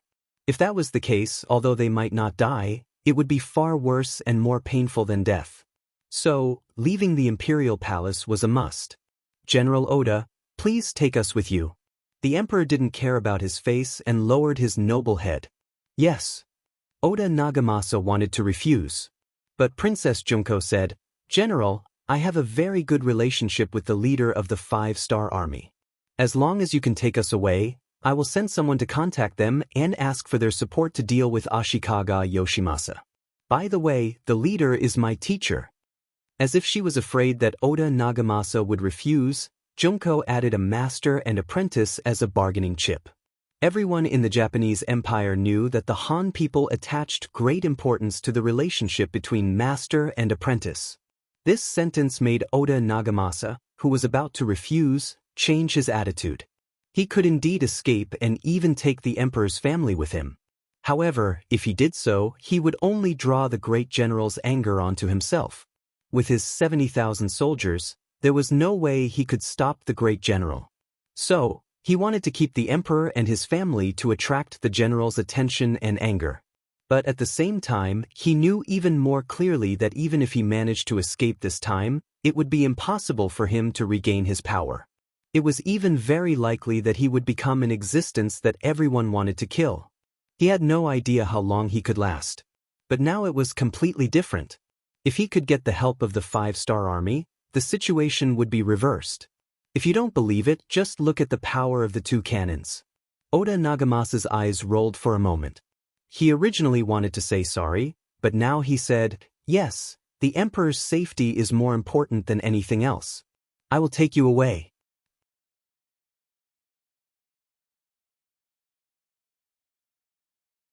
Chapter 1069. Later, when the great general's soldiers entered the palace, they had already disappeared. Only the 59 to 130 mm cannon that was still a little warm could be seen at the back of the palace. Take care of this thing, this is the evidence that the 5-star army wants to persecute this great general. I will go back and ask them for an explanation. Great General Ashikaga Yoshimasa's face flashed with anger. There were often ships of the 5-star army near the Wa Island. Usually, they also exchanged business, so their relationship was quite good.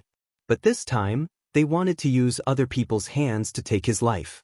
This was something he couldn't tolerate. He decided to take advantage of this matter and blackmail the 5-star army. It was clear that the navy of the Japanese Empire also had some strength. Ashikaga Yoshimasa was obviously too arrogant. He thought that the 5-star army would be afraid of him. But he didn't know that at this moment, the 5-star army was mobilizing. The source of all the information came from the head of the security bureau in the Japanese Empire.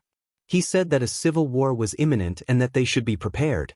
Before the new year, Yang Chendong received the information that the internal relations of the Japanese Empire were tense, and some places had already had internal strife. Since then, he had been making all kinds of preparations. Yang Xie's powerful machine began to move, the soldiers, provisions, and people who wanted to migrate were all moving.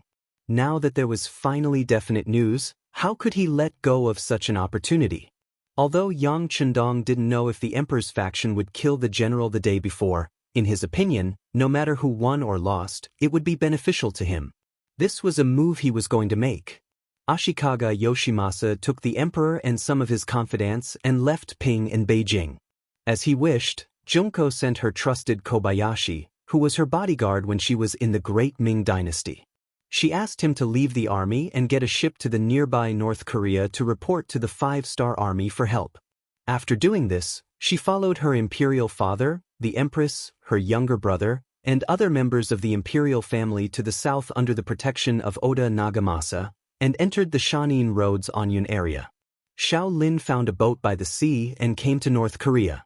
It was already more than 10 days later when he reported to Yang Chendong. Holding the telegram from North Korea in his hand, He didn't look too surprised.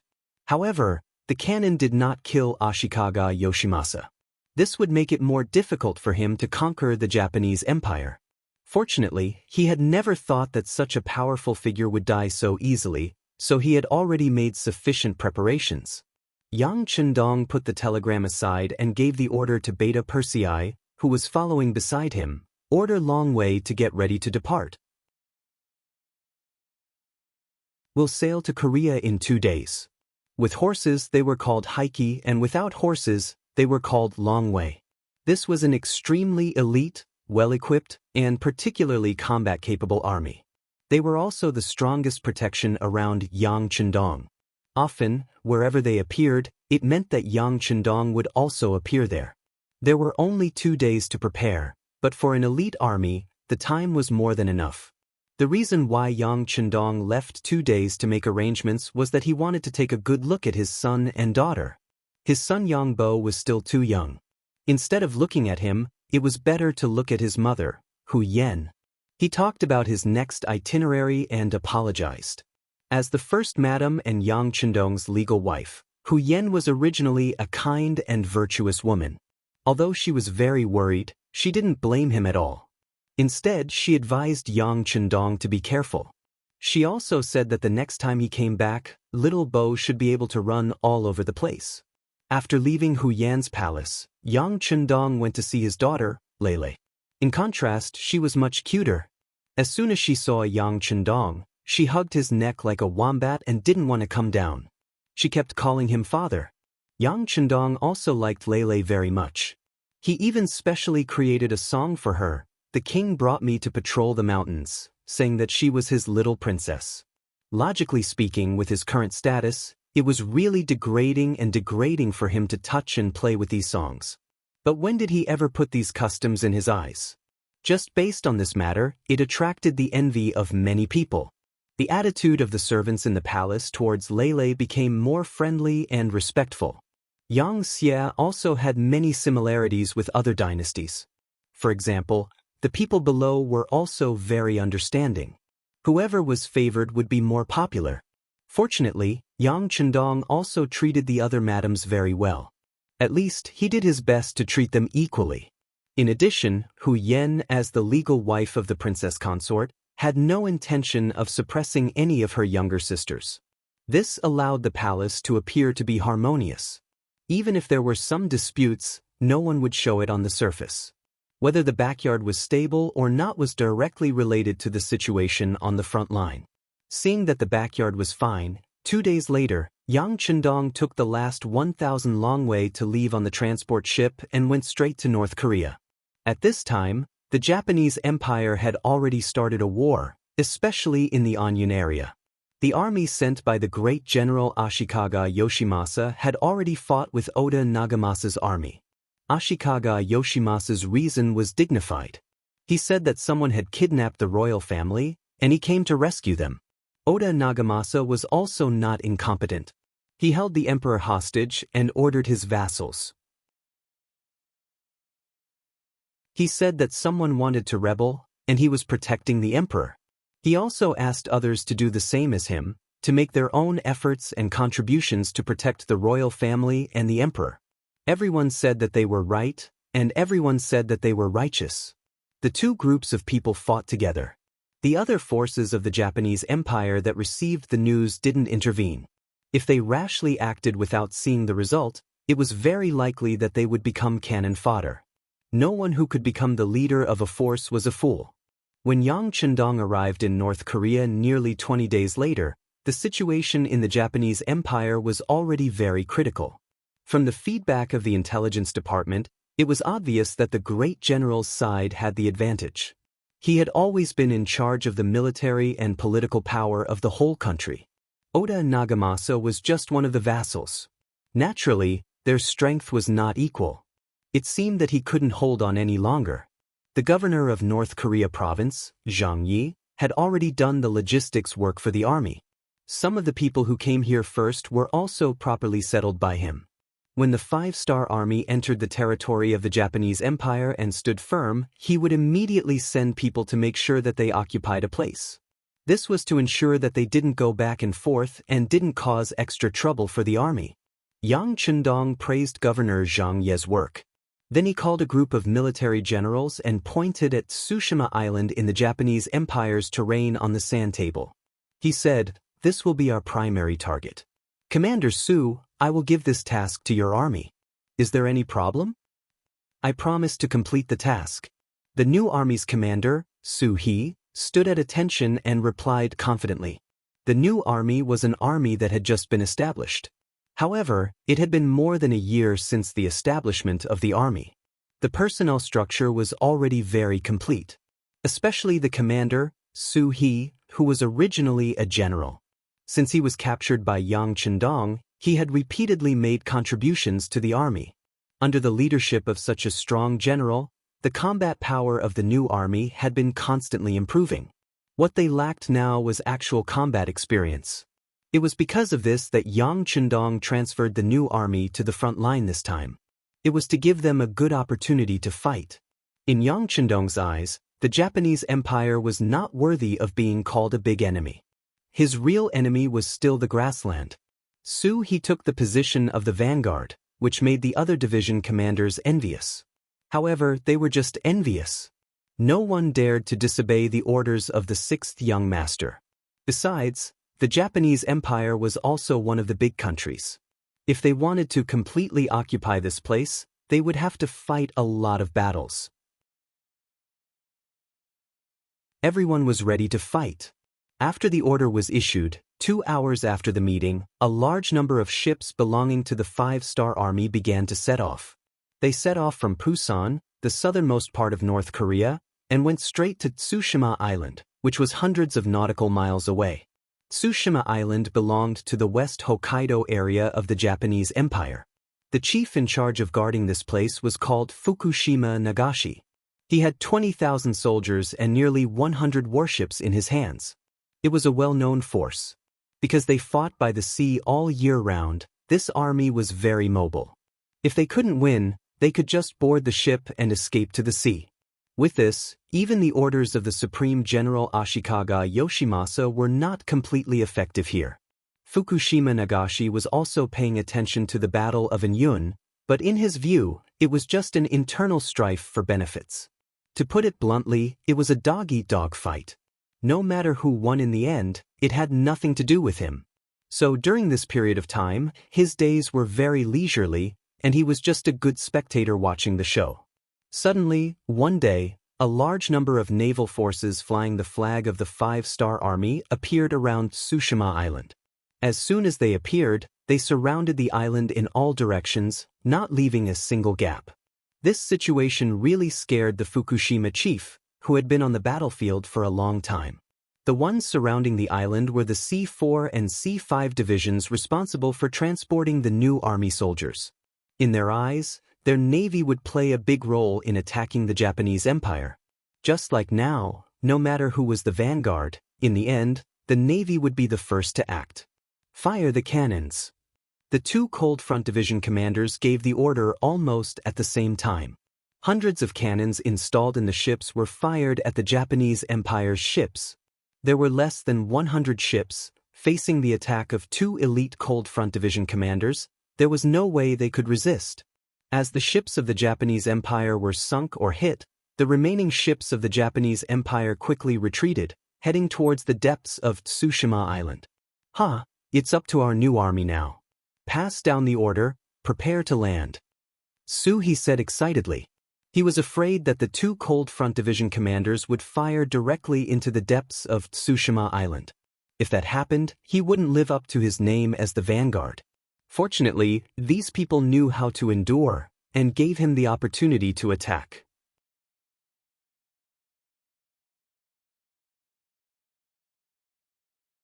Chapter 1070. Speaking of which, why wouldn't the 2 commanders of the Cold Front Division want to take down Tsushima Island directly? They also have the strength to do so. However, if the cannons were to fire, they would inevitably kill more people of the Japanese Empire. It wasn't that they couldn't bear to do so. This could be seen from the attitude of the 6th young master towards this place. It seemed like the 6th young master had some resentment towards this place. The reason why they didn't fire the cannons was because they wanted to give the new army a chance to train their soldiers. At the same time, they could also save some cannons. After all, every cannons fired were worth a lot of money. So far, the production rate of cannons was still very low. Moreover, from time to time, substandard products would appear. Cannons had become a very precious item in the army. The soldiers of the new army couldn't wait any longer. As soon as the ship docked, they rushed towards the island like madmen. After losing the ship, Fukushima Nagamasa's combat strength had decreased by more than half. Quick, release the smoke, call for reinforcements. Fukushima Nagamasa, who was forced to retreat back to the island, heard from his subordinates that countless five-star troops had already begun to disembark and fight. Immediately, he was scared out of his wits and screamed in horror. Calling for reinforcements was something he learned from Wuxia. At the time when there was no telecommunications, this method was still somewhat effective. At least, it notified others that there was a foreign invasion on Tsushima Island. However, it was a pity that the five-star army had been planning for a long time. How could they give them any time to breathe? He and his comrades didn't know how many times they had dreamt that they would appear in the Japanese Empire and start a massacre. Now, their dreams had finally come true. Yang Chendong's order was to show no mercy. Anyone who resisted would be killed without mercy. It's just a small island nation. How dare they overestimate themselves and spy on Wuxia? How dare they try to swallow an elephant? Now was the time to deal with them. There was no need to be soft-hearted or have any scruples.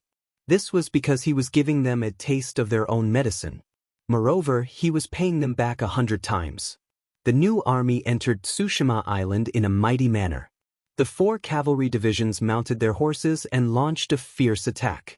In front of Fukushima Nagashi's army, which did not possess any firearms, not even the most primitive firearms, the appearance of more than 30,000 cavalrymen was like a tide of beasts, instantly drowning them. The frontmost Japanese army was forced to retreat, suffering heavy casualties. Cavalry had a natural advantage over infantrymen. They were both using cold weapons, but they were destined not to be opponents of the same level. There would only be one result in this clash. The cavalry would slaughter in all directions, and the infantry would be defeated like a mountain. It was the first time for many of the new army soldiers to go to the battlefield, but each of them had undergone at least half a year of hard training before coming here. They had long memorized the things that they should pay attention to. Right now, they were just performing at the level that they had been training for. Facing the Japanese army that had no fighting spirit and only knew how to continuously retreat, even if they were a little flustered, they quickly got used to it. After all, it was the easiest to fight a battle where the wind was blowing.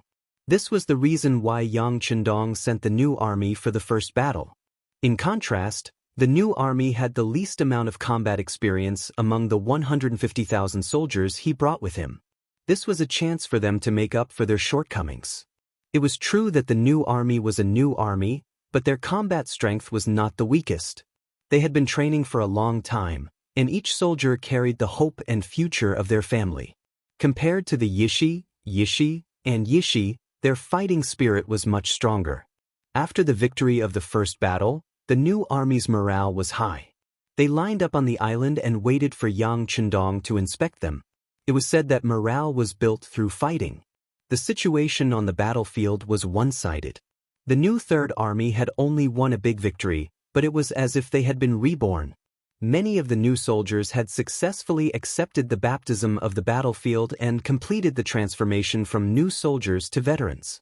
The opponent in this battle was only 20,000 people, and they were not well prepared. Victory is deserved. This was the first sentence that Commander Su He said after seeing Yang Chendong. Yang Chendong nodded approvingly and said, "Very good. Since that's the case, I'll give you another chance to perform. Next, the new Third Army will cooperate with the other divisions to take down all the territories of the West Sea Road. Are you confident?" Su He just answered instinctively, but then he realized what Yang Chendong meant. He couldn't help but widen his eyes and said, "Don't we have to go to the Anyun area first? Princess Junko and the Emperor of the Japanese Empire are there." The Anyun area was in the Shanin area. From Tsushima Island, they needed to go north. The West Sea Road was in the east of Tsushima Island. This was a completely different direction. It was no wonder that Suhi was so surprised. No need. Everything is going according to plan. Yang Chendong had no intention to explain. Or rather, he didn't want to explain anything at all. Only he knew the real reason. He wanted to take advantage of this internal strife to take over the entire Japanese empire. Not only that, he didn't want to take over the Japanese royal family. What a joke! He was going to rule this place in the future. If he left the royal family behind, wouldn't he be tying his hands and feet? Although he could keep the king like the other destroyed forces and countries, he didn't have such thoughts about one nation at all. He hoped that these people would die as soon as possible, so that it would be easier for him to carry out some of his work and plans in one nation. These were just selfish motives. It wasn't something that could be shown in public. On the surface, he had enough reasons. That was, Oda Nagamasa's troops in the Anyun area couldn't hold on under the attack of Ashikaga Yoshimasa's army. Even if the 5-star army rushed over at full speed, it would still be too late. Since that was the case, it was better to take over the West Sea Road first and let the 5-star army gain a firm foothold. With enough reasons, and the plan was proposed by Yang Chendong, how could the other generals have any objections? What they wanted was nothing more than military exploits and killing enemies on the battlefield to temper themselves. As for where to attack first and where to attack later, they just needed to follow orders. Therefore, after the first battle of capturing Tsushima Island, the 5-star army didn't go north as some of the so-called military strategists of the Japanese Empire expected. Instead, they suddenly went east and entered West Sea Road. Not only did this greatly surprise some people, but it also caught the Japanese army by surprise. Anyun area. Ashikaga Yoshimasa was facing the tenacious resistance of Oda Nagamasa. In addition, he received the news that the 5-star army suddenly launched an attack on Tsushima Island. He felt that something bad was going to happen, so he accelerated the attack. In the name of the Supreme General, he mobilized troops from all over the country to launch a fierce siege. For a time, Oda Nagamasa's troops suffered heavy losses and were in imminent danger. Junko was in a small courtyard assigned to her, and her face was full of anxiety. She also heard the news that the 5-star army appeared on Tsushima Island. She wasn't angry about the sudden invasion of an alien race. Instead, she was somewhat happy. According to the time, Kobayashi should have just arrived in North Korea not long ago. Didn't this mean that he still had her in his heart? While she was happy in her heart, she was also worried. Junko didn't know if he could really save her. After all, from the current situation, this place was already very dangerous. Once Ashikaga Yoshimasa attacked this place first, she, the emperor, empress, and her brother would be forced to become hostages. They might even have to live a life worse than before. At that time, even if he wanted to attack, he should have some scruples. Junko had to say that she was thinking too much. You Japanese Empire people are holding your own emperor to threaten who? Yang Chendong is just an outsider. Why would he be afraid of such a threat? Once a woman fell in love, her IQ would also drop. Junko was like this. She optimistically thought that the 5-star army came to save her.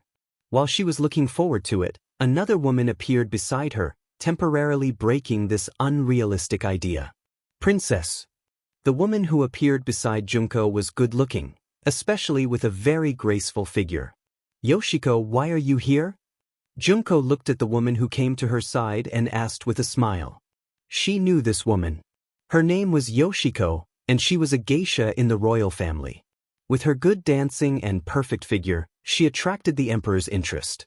After being introduced to her, she was specially invited to the palace. Because they were about the same age, they quickly became familiar with each other. Many times, Junko even thought that she and Yoshiko had more in common, which also made the relationship between the two sides much closer. Usually, Yoshiko would find time to chat with Junko. Although one was a princess and the other was a geisha, the current royal family was so weak that there was no particularly obvious concept of hierarchy, so the two sides talked happily.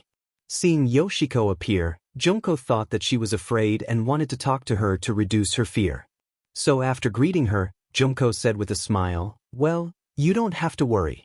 This princess tells you that the 5-star army is here, and I believe that it won't take long for them to arrive here. At that time, we will be safe." Seeing Junko's yearning look, Yoshiko interrupted her fantasy and said in fluent Japanese, "I'm afraid that the 5-star army won't be able to save the princess." "Wait, what are you saying?" Junko looked at the usually petite Yoshiko who suddenly said such words, and her tone was so confident. For a moment, Junko was stunned and asked as if she didn't know Yoshiko. "I said that the 5-star army won't be able to save the princess." Yoshiko opened her mouth again. But this time, she didn't say it in Japanese, but in very standard Chinese. Junko's face was full of surprise, and she pointed at Yoshiko and said, "How can you speak Chinese?"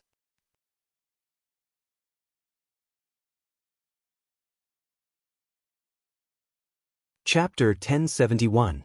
In the Japanese Empire, although it could be said that they were separated from the Han people, Qin Shi Huang sent Su Fu to bring 500 boys and girls to Japan, and that was how the Japanese Empire came to be. This saying was not only in the Ming Dynasty, but also in the Japanese Empire. However, there were very few people in the Japanese Empire who could speak Chinese.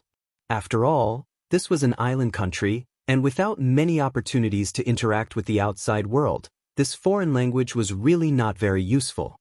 That was why Junko was so surprised.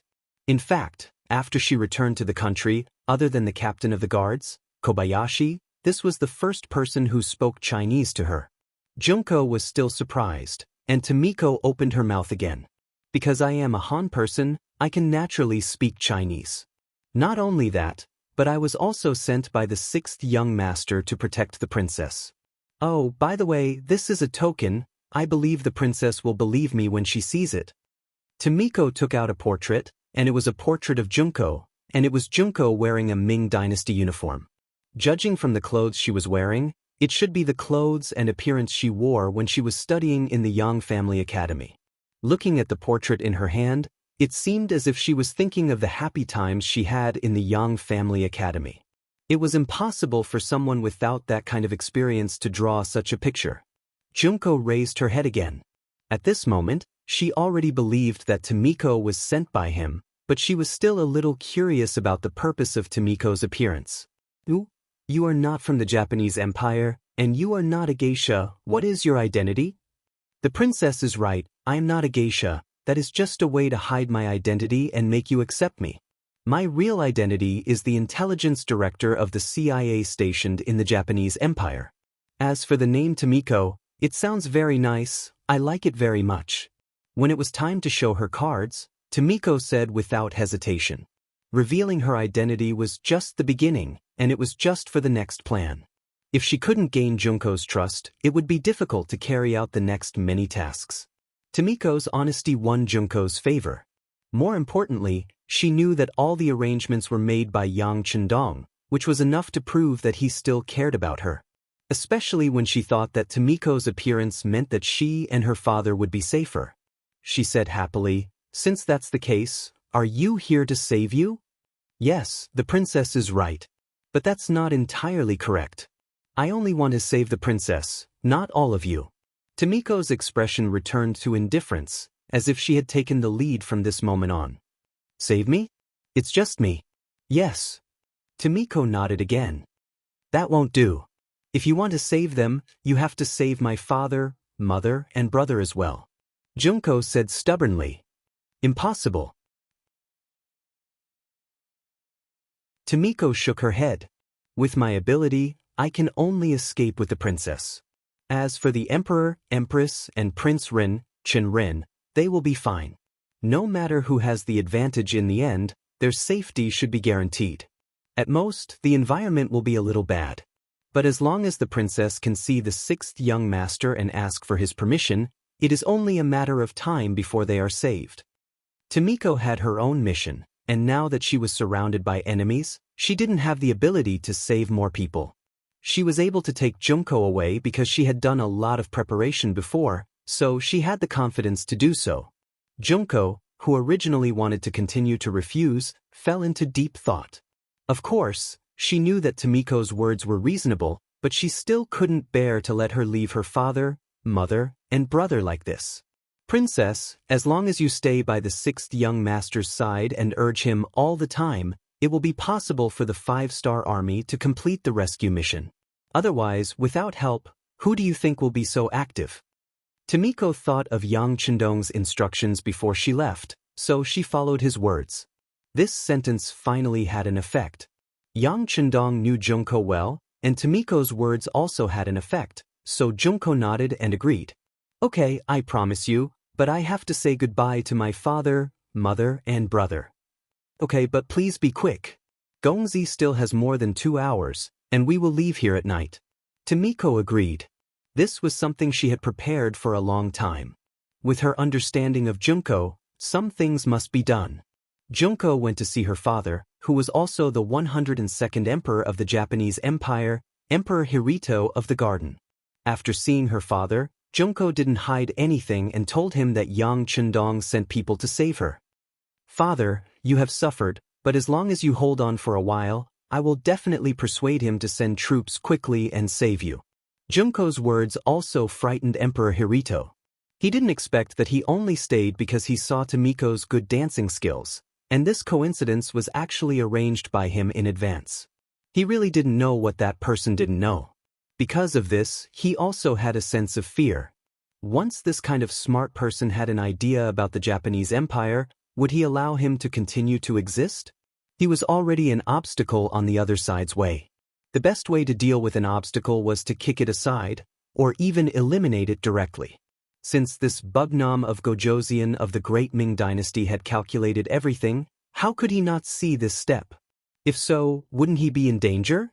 Emperor Hirito really wanted to tell this matter to his daughter, but he still held back. Since his daughter liked that man very much, then he would let her obtain her own happiness. There were some words that would only hurt feelings if spoken out loud. And most importantly, with his daughter as a link, even if the Japanese Empire was heavily damaged by the 5-star army in the future, as a father, he could more or less benefit from it. Thinking of this, for his own benefit, Emperor Hirito said, "Father can see that he likes you very much. Since that's the case, then be with him, and then use his power to promote the power of our emperor and benefit the people of the Japanese Empire."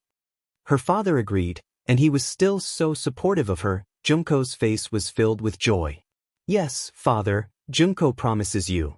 When she said this, there was a trace of shyness on Junko's face, but she did not know that this was the last time she saw her father. Everything that happened after that was completely unexpected. When Yang Chendong received the news that the emperor of the harem was killed, he was also surprised. After all, Yang Chendong did not really want to kill this person, even if it was for Junko's sake. He just wanted to use this war to completely weaken the influence of the imperial family on the Japanese Empire. Unlike the leaders of other occupied countries and regions, they would quietly hide people and tell others that they were dead, so as to cut off some people's thoughts, and let them live a peaceful life in private. But often, plans were not as fast as changes. Back to the present. With her father's consent and blessing, Junko quietly left the compound with Tomiko when it was dark. Tomiko had already prepared for all of this. First, she got 2 sets of men's clothes, and with the help of some things, the 2 beauties quickly became 2 middle-aged Japanese Empire men. Then, under the cover of night and the protection of the CIA in the dark, they left the Anyun area. In order not to be discovered, Tomiko even found a woman who looked similar to Princess Junko. She spent a lot of money to find this woman from the Japanese Empire in order to delay the discovery of the princess's disappearance. The plan went smoothly. Junko was just a girl. In the eyes of Oda Nagamasa, her status was far less important than the emperor and his son, Prince Seiji. She was even less important than Empress Tengara. Junko, who was just a marginal figure, successfully left. Under the unified plan of Yang Chendong, the 5-star army didn't attack the Mountain Sun Path.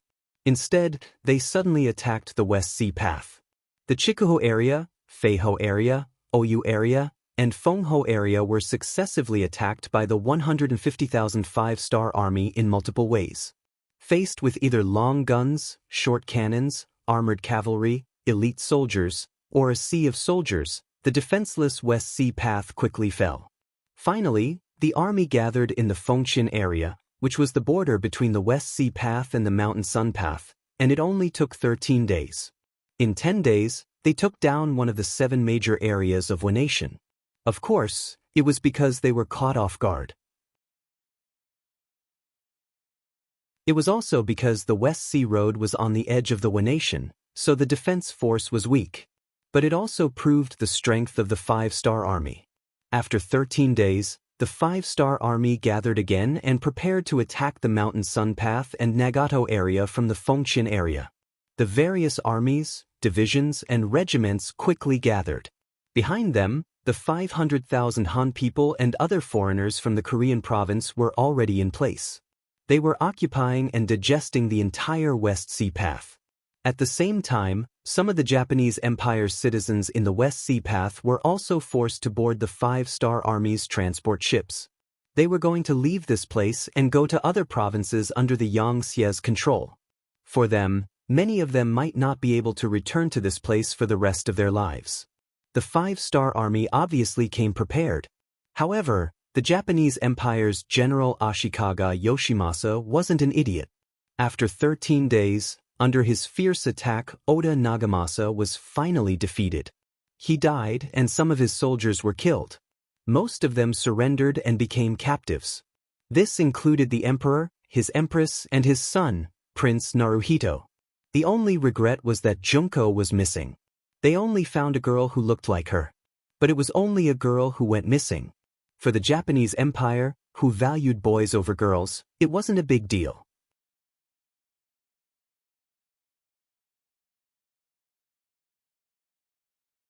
Chapter 1072. The most important thing was that the Emperor of Japan was now in his hands again. General Ashikaga Yoshimasa was very happy. He sent Kiyomasa Kuki to bring the Emperor of Japan and his family back to the palace in Ping in Beijing. After that, he began to gather more people to prepare for the battle with the 5-star army. At the same time, he also wanted to see what reason Yang Chendong would use to start a war in the Japanese Empire if he couldn't save the Emperor of Japan. He could even see that Yang Chendong had no choice but to retreat. He was even prepared to beat the dog while it was down and take the opportunity to ask for compensation and other demands. The Japanese Empire was an independent island country. It had a large army and a strong navy. It wasn't like other small countries that could be destroyed easily. Their territory wasn't small, and they had a large population. If they wanted to escape, they could hide anywhere in the ocean. Even if they couldn't win, they could still escape. They could find an opportunity to come back and take revenge. This was where his confidence came from. It was also why he didn't show any signs of cowardice when facing the 5-star army. All these years, Ashikaga Yoshimasa had been in charge of the military and political power. This made his influence very large. Although some of the counties and villages under him had started to have internal strife for benefits. However, the appearance of the 5-star army put an end to this situation. When facing an external enemy, the people of the Japanese Empire were still able to grasp the situation clearly. They began to unite around the Japanese Empire's upper echelons with the general as the core. According to the information from the front lines, the Japanese army in the Sanyang Road had a total of 400,000 people. It was nearly 3 times the number of people of the 5-star army. In addition, the enemy was familiar with the environment and had sufficient provisions. A tough battle was unavoidable. If it was other forces facing such difficulties, they would have a headache. They would have to consider whether or not it was the right decision to send troops this time. However, in the eyes of Yang Chendong and the 5-star army, this was nothing. They were used to fighting against the wind. Wasn't the 5-star army developed like this? Looking at the history of the 5-star army's growth, which time did they not win against the many? Which time did they not give people the feeling that they were the weak? It was just a Japanese empire. For the generals of the 5-star army who had experienced hundreds of battles, this was nothing. Just like now, In Yang Chendong's tent, 1st Cavalry Division Commander Tian Hu, new Army Commander Su He, C4 Division Commander Ding Yen, and C5 Division Commander He Gong were standing in a row, taking the initiative to ask for battle. The more difficult the battle was, the more one could prove one's ability by winning. When they saw that the Japanese Empire had deployed 400,000 soldiers, they all saw an opportunity. Division Commander Ding, Division Commander He can forget about it. Using the Navy as an army is an arrangement that can only be made when there is no other way. Yang Chendong opened his mouth and directly removed the C Division 4 and C Division 5 from the team. 6th Young Master. The two teachers were still indignant and wanted to continue fighting. You what? Do you know that the Japanese Empire has 300,000 soldiers? Your two divisions added together only have 10,000 soldiers. Isn't such a big piece of meat enough for you to chew on? Seeing that the two teachers still wanted to say something, Yang Chendong's words suppressed them and made them unable to argue. But in the blink of an eye, the two teachers heard something different. 6th Young Master, are you saying that the 300,000 Japanese Naval Division will be dealt with by our C Division 4 and C Division 5? The one who asked this question was the C Division 4 Division Commander Ding Yen. In response, Yang Chendong rolled his eyes and said, "Not only you, there are also 20,000 North Korean Navy. They will be under your command and cooperate with the operation. Of course, if it turns out that you can't suppress the Japanese Naval Division, then this young master will have to consider transferring people from the Navy Command Headquarters." No need, we have no problem. The C Division 4 Division Commander Ding Yen immediately waved his hand, as if he could just leave it to them. Yes, 6th Young Master, we are willing to make a military pledge. The C Division 5 Division Commander said seriously. Yes, we are willing to make a military pledge. The C Division Commander Ding Yen also reacted and immediately stood at attention. Yang Chendong waved his hand and didn't ask them to make a military pledge because he believed that these two teachers would do their best to prove themselves. Besides, the C Division 4 and C Division 5 Division were fully equipped with firearms and had experienced many battles. They could be called elite soldiers. If they still couldn't deal with the Japanese Naval Division, then he really had to consider whether these two were qualified for their current positions. After the two teachers left, there was still a commander and a division commander standing in front of him. Facing their eager eyes, Yang Chendong still refused and said, "I know what you mean, but this time you can't take the lead. Leave it to the foreign races. They also need to be sharpened." Yang Chendong's words blocked the mouths of Tian Hu and Su He. The two of them also knew that the 6th Young Master was doing this for their own good. Besides, the Japanese Empire didn't only have 400,000 soldiers in front of them. There would be many more opportunities to fight big battles in the future. The two of them didn't say anything else and left the tent. After sending away the 4 generals, Yang Chendong called the 3 division commanders of the Wuxia Division, the Wuxia Division, and the Wuxia Division.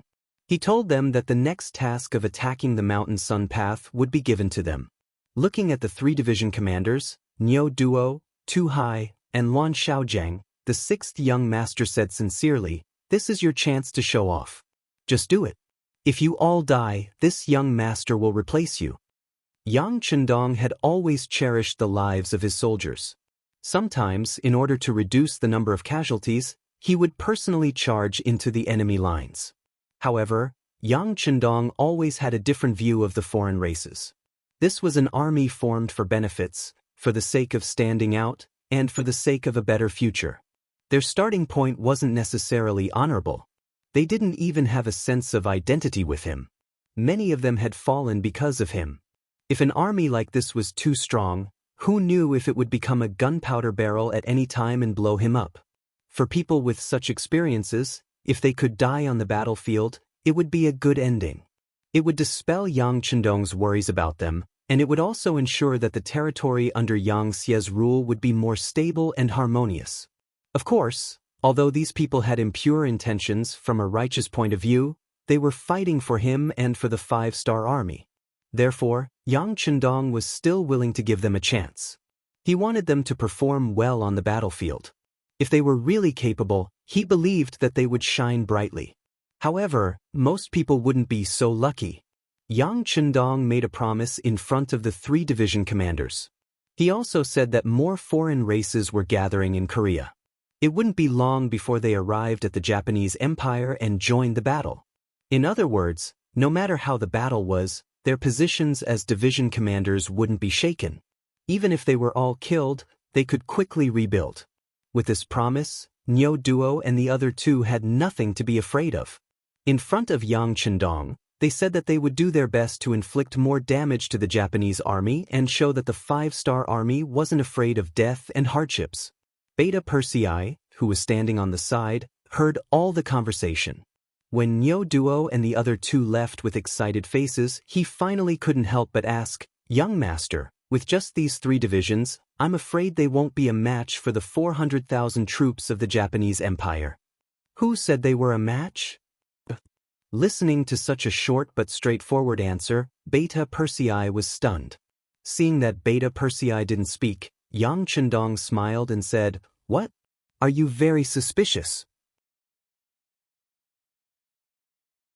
Since they knew that they were no match for them, why would they send these 3 foreign divisions to die on the battlefield?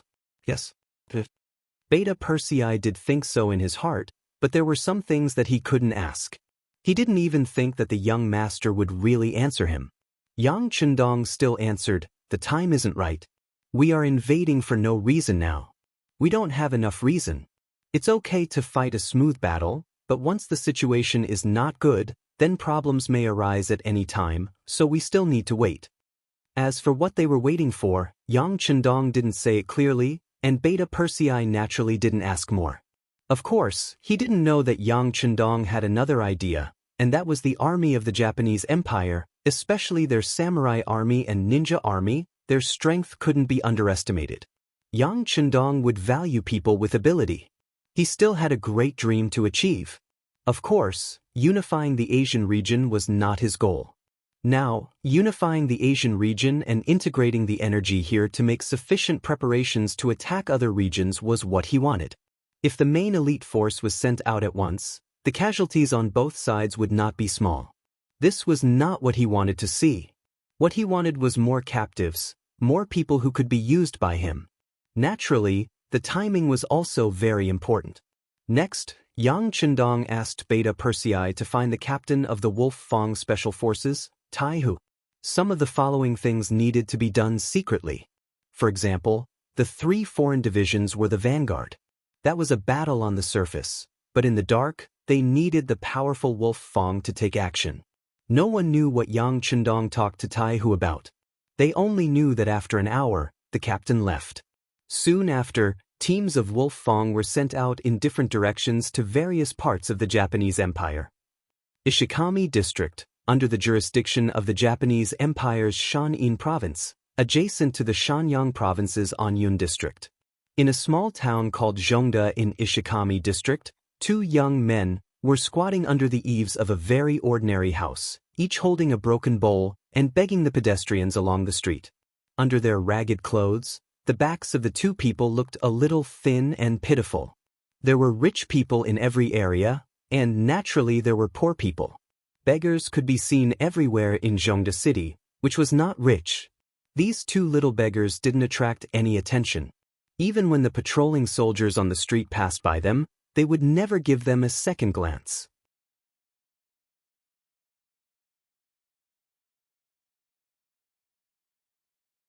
Chapter 1073. Thus, the 2 beggars stayed on the main street in an ostentatious manner. Of course, no one would know that they were the princess of the Japanese Empire, Junko, and the manager of the CIA in the Japanese Empire, Yoshiko, who had escaped from the Anyun area.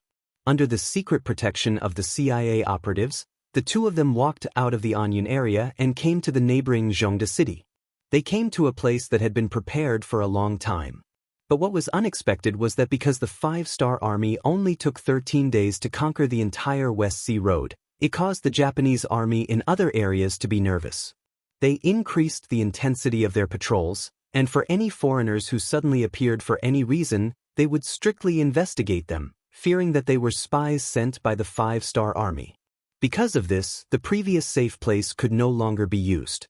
And in order to not attract attention and not have any accidents during the investigation, Yoshiko suggested that they disguise themselves as beggars to avoid all the dangers. After all, Junko was a princess of a country. Even when she was in the capital of Baiming, no one wronged her. But now in her own country, she had to disguise herself as a beggar that everyone avoided, so she had some complaints. But Yoshiko said, if you want to take revenge and successfully see the sixth young master, you can only do this. Otherwise, you will be taken away and become one of the threats to the sixth young master. At that time, not only would it be difficult to take revenge, but her life would also be in danger. After weighing the pros and cons, Junko agreed. Now, she stretched out her small hands and squatted on the street with Yoshiko. The two squatted together, paying attention to the pedestrians on the street. When they found that no one was staring at them, Junko whispered, "We have been begging here for 10 days. When will it end? Will Sensei really send someone to pick us up? Why do I feel that I am getting more and more used to my current role?" Hearing Junko's complaint, Yoshiko's expression didn't change. Instead, she explained very patiently, "Don't worry, the news has already been spread. The sixth young master will definitely not ignore it. Maybe it won't be long before the people who will save us appear. All we have to do now is wait patiently." Tomiko didn't want to dress up as a beggar, but she had no choice. There were only 6 CIA operatives around them. Once they were discovered, they would be in a very dangerous situation. They had no choice but to do so. However, Tomiko was willing to accept all of this. She had already found out through some channels that the sixth young master was very good to Tomiko. Although it was said to be a teacher-student relationship, it was naturally different from an ordinary teacher-student relationship. This could be seen from the fact that the sixth young master had led troops to appear when the civil strife in Neon had not ended yet. Tomiko also heard that the sixth young master seemed to have a good impression of this foreign princess. What's more, some people said that the sixth young master once had the idea of marrying Tomiko. If all of this was true, then wouldn't her future be infinitely bright since she and Junko had gone through thick and thin together? Because of this, Tomiko was very patient with Junko. Even if they both became beggars, she didn't show the slightest resentment or dissatisfaction. Listening to Tomiko's answer, she thought that even an outsider could accompany her. What else could she be dissatisfied with? What else could she complain about? At that moment, she stretched out her dirty little hand again, as if she was going to order a meal. Time passed day by day. 2 days later, the two women were walking on the streets of Zhongda City, looking for a place to hide today. Suddenly, an accident happened. A gust of wind suddenly blew. Caught off guard, the two women were blown by the wind. Their clothes were blown by the wind, and the broken hat on their head was blown away, revealing their beautiful black hair. At this time, a group of 30 Japanese Empire patrols passed by and saw this scene. After the wind passed, the two women were surrounded. "Who are you?" the leader of the Japanese Empire squad asked in Japanese. "We are refugees. Because we encountered bandits, our families were all killed. We sisters have no choice but to live on the streets." Facing the approaching patrols of the Japanese Empire, Tomiko stood up. From the initial panic to calmness, it only took her a breath or two. There shouldn't be any problem with this answer. The only problem was that they were two women, and their figures were quite good. Although their faces were covered with ashes, and it was impossible to see their faces, they were young and had a good figure. Didn't they see that the patrols of the Japanese Empire had evil smiles on their faces? "Oh my, it's actually two women. Then bring them back to the barracks and investigate their origins," the patrol leader said with a lewd look. His eyes had already looked up and down at Tomiko and Tomiko several times. Obviously, bringing them back for investigation was fake, and it was likely that they were doing something improper. Not only did the two women understand this, but even the people of the Japanese Empire who were watching on the streets understood this. It was just that on one side were 30 well-trained soldiers of the Japanese Empire, and on the other side were two women who they didn't know at all. Who would stand up for them? The people seemed to know what was going to happen next. One by one, they turned around and left. They were afraid that if they stayed any longer, they would be implicated and taken away. This made the soldiers of the Japanese Empire even more daring. In broad daylight, they surrounded them and were ready to take action. Tomiko was already trembling with nervousness. It was true that she was the princess of the Wu nation. Even if the royal family was in decline, she was still a princess. No one would do anything to her so blatantly. It was the first time she had encountered such a situation. What should she do? What should she do? She also didn't know what to do. She could only tightly grab Tomiko's arm and curl her body into a ball. Tomiko's situation wasn't much better. She was assigned to work in the Japanese Empire after professional training. She was already prepared to encounter danger and even sacrifice her life. But the problem was that she wasn't the only one in danger. The princess was next to her. If it were her, she might have pretended to be obedient. In order to survive, she didn't mind accompanying these stinky men. As a female intelligence agent, she was already mentally prepared for this kind of thing. Something could happen to her, but Tomiko couldn't. She was the person who the sixth young master wanted. If something happened to her, how was she going to explain it to her superiors? How was the entire Xia going to explain it to the sixth young master? She couldn't avoid it, and she couldn't avoid it. Tomiko made up her mind.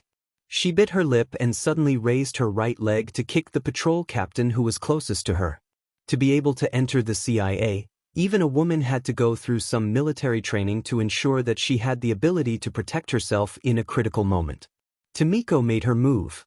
She kicked the opponent's crotch. The opponent gritted his teeth and sucked in a cold breath. His face was very ugly. It was obvious how serious the consequences were. For a moment, the other patrol soldiers were frozen in place. Obviously, they didn't expect that the two weak women would dare to fight back when surrounded by fierce soldiers. Could it be that they weren't as simple as ordinary beggars? Take them back. Another deputy captain was the first to come back to his senses. He took over the captain's position and gave the order. More than 20 patrolling soldiers agreed and prepared to besiege them. Then an accident happened. An arrow suddenly pierced through the air and hit the back of a Japanese Empire patrol soldier. The powerful force directly penetrated the soldier's body. The Japanese Empire soldier who fell to the ground still had a pained expression on his face. His mouth opened and closed as if he wanted to say something. Obviously, he wasn't completely dead yet. This scene also shocked the other Japanese Empire patrol soldiers. They pulled out their swords and stood back to back, guarding against any danger that might appear at any time and the arrows that might come out of nowhere. This situation lasted for 7 or 8 breaths of time. When they didn't see any more people or danger, the captain who had been kicked in the crotch had almost recovered. At least, he was able to speak. Take these 2 people back. If they resist, I don't care if they live or die. One soldier had already died. The captain was really angry and made up his mind. The 2 Japanese Empire patrol soldiers who received the order came forward. They wanted to reach out and grab Tomiko and Tomiko. At this moment, the arrows that had disappeared earlier appeared again. However, because they were prepared, not only did they not hit anyone, but they also exposed their position. They were discovered by the Japanese Empire soldiers who were watching their surroundings. Then, they swarmed forward to capture them. There were only 6 CIA operatives around Tomiko. They were only responsible for providing cover. They weren't the best at fighting. With 6 people against 30 people, they were obviously outnumbered. In a short period of time, the 6 people who showed their heads were surrounded. One of them had already been cut down and died after being stabbed several times. The situation was very dangerous. There was no way these 6 people could protect themselves. Tomiko anxiously turned around and looked at Tomiko. It seemed as if she was asking for something. Tomiko understood. Tomiko wanted her to reveal her identity. However, she didn't think this would work. Her identity might be useful against people with status. However, to ordinary Japanese Empire soldiers, she was no threat at all. The difference in status between the 2 sides was too great. Not only that, but she might also bring shame to the imperial family by revealing her identity. Once her identity as a princess was exposed and she was blasphemed by ordinary Japanese empire soldiers, she wouldn't be able to rest in peace even if she died. Tomiko shook her head and refused Tomiko's suggestion to reveal her identity. Okay, then let's die together. At least we can be companions on the road to the afterlife. Tomiko's voice was a little sad. Then she became determined. When she came to carry out the mission, she had mentally prepared herself for this. Now that she was willing to die to protect Tomiko, she was sure that the sixth young master would treat her family well. It could be considered a worthy death. You're tuning in to the Wang Lin's Journey YouTube channel. Don't forget to subscribe and join us on this journey to catch the most captivating stories.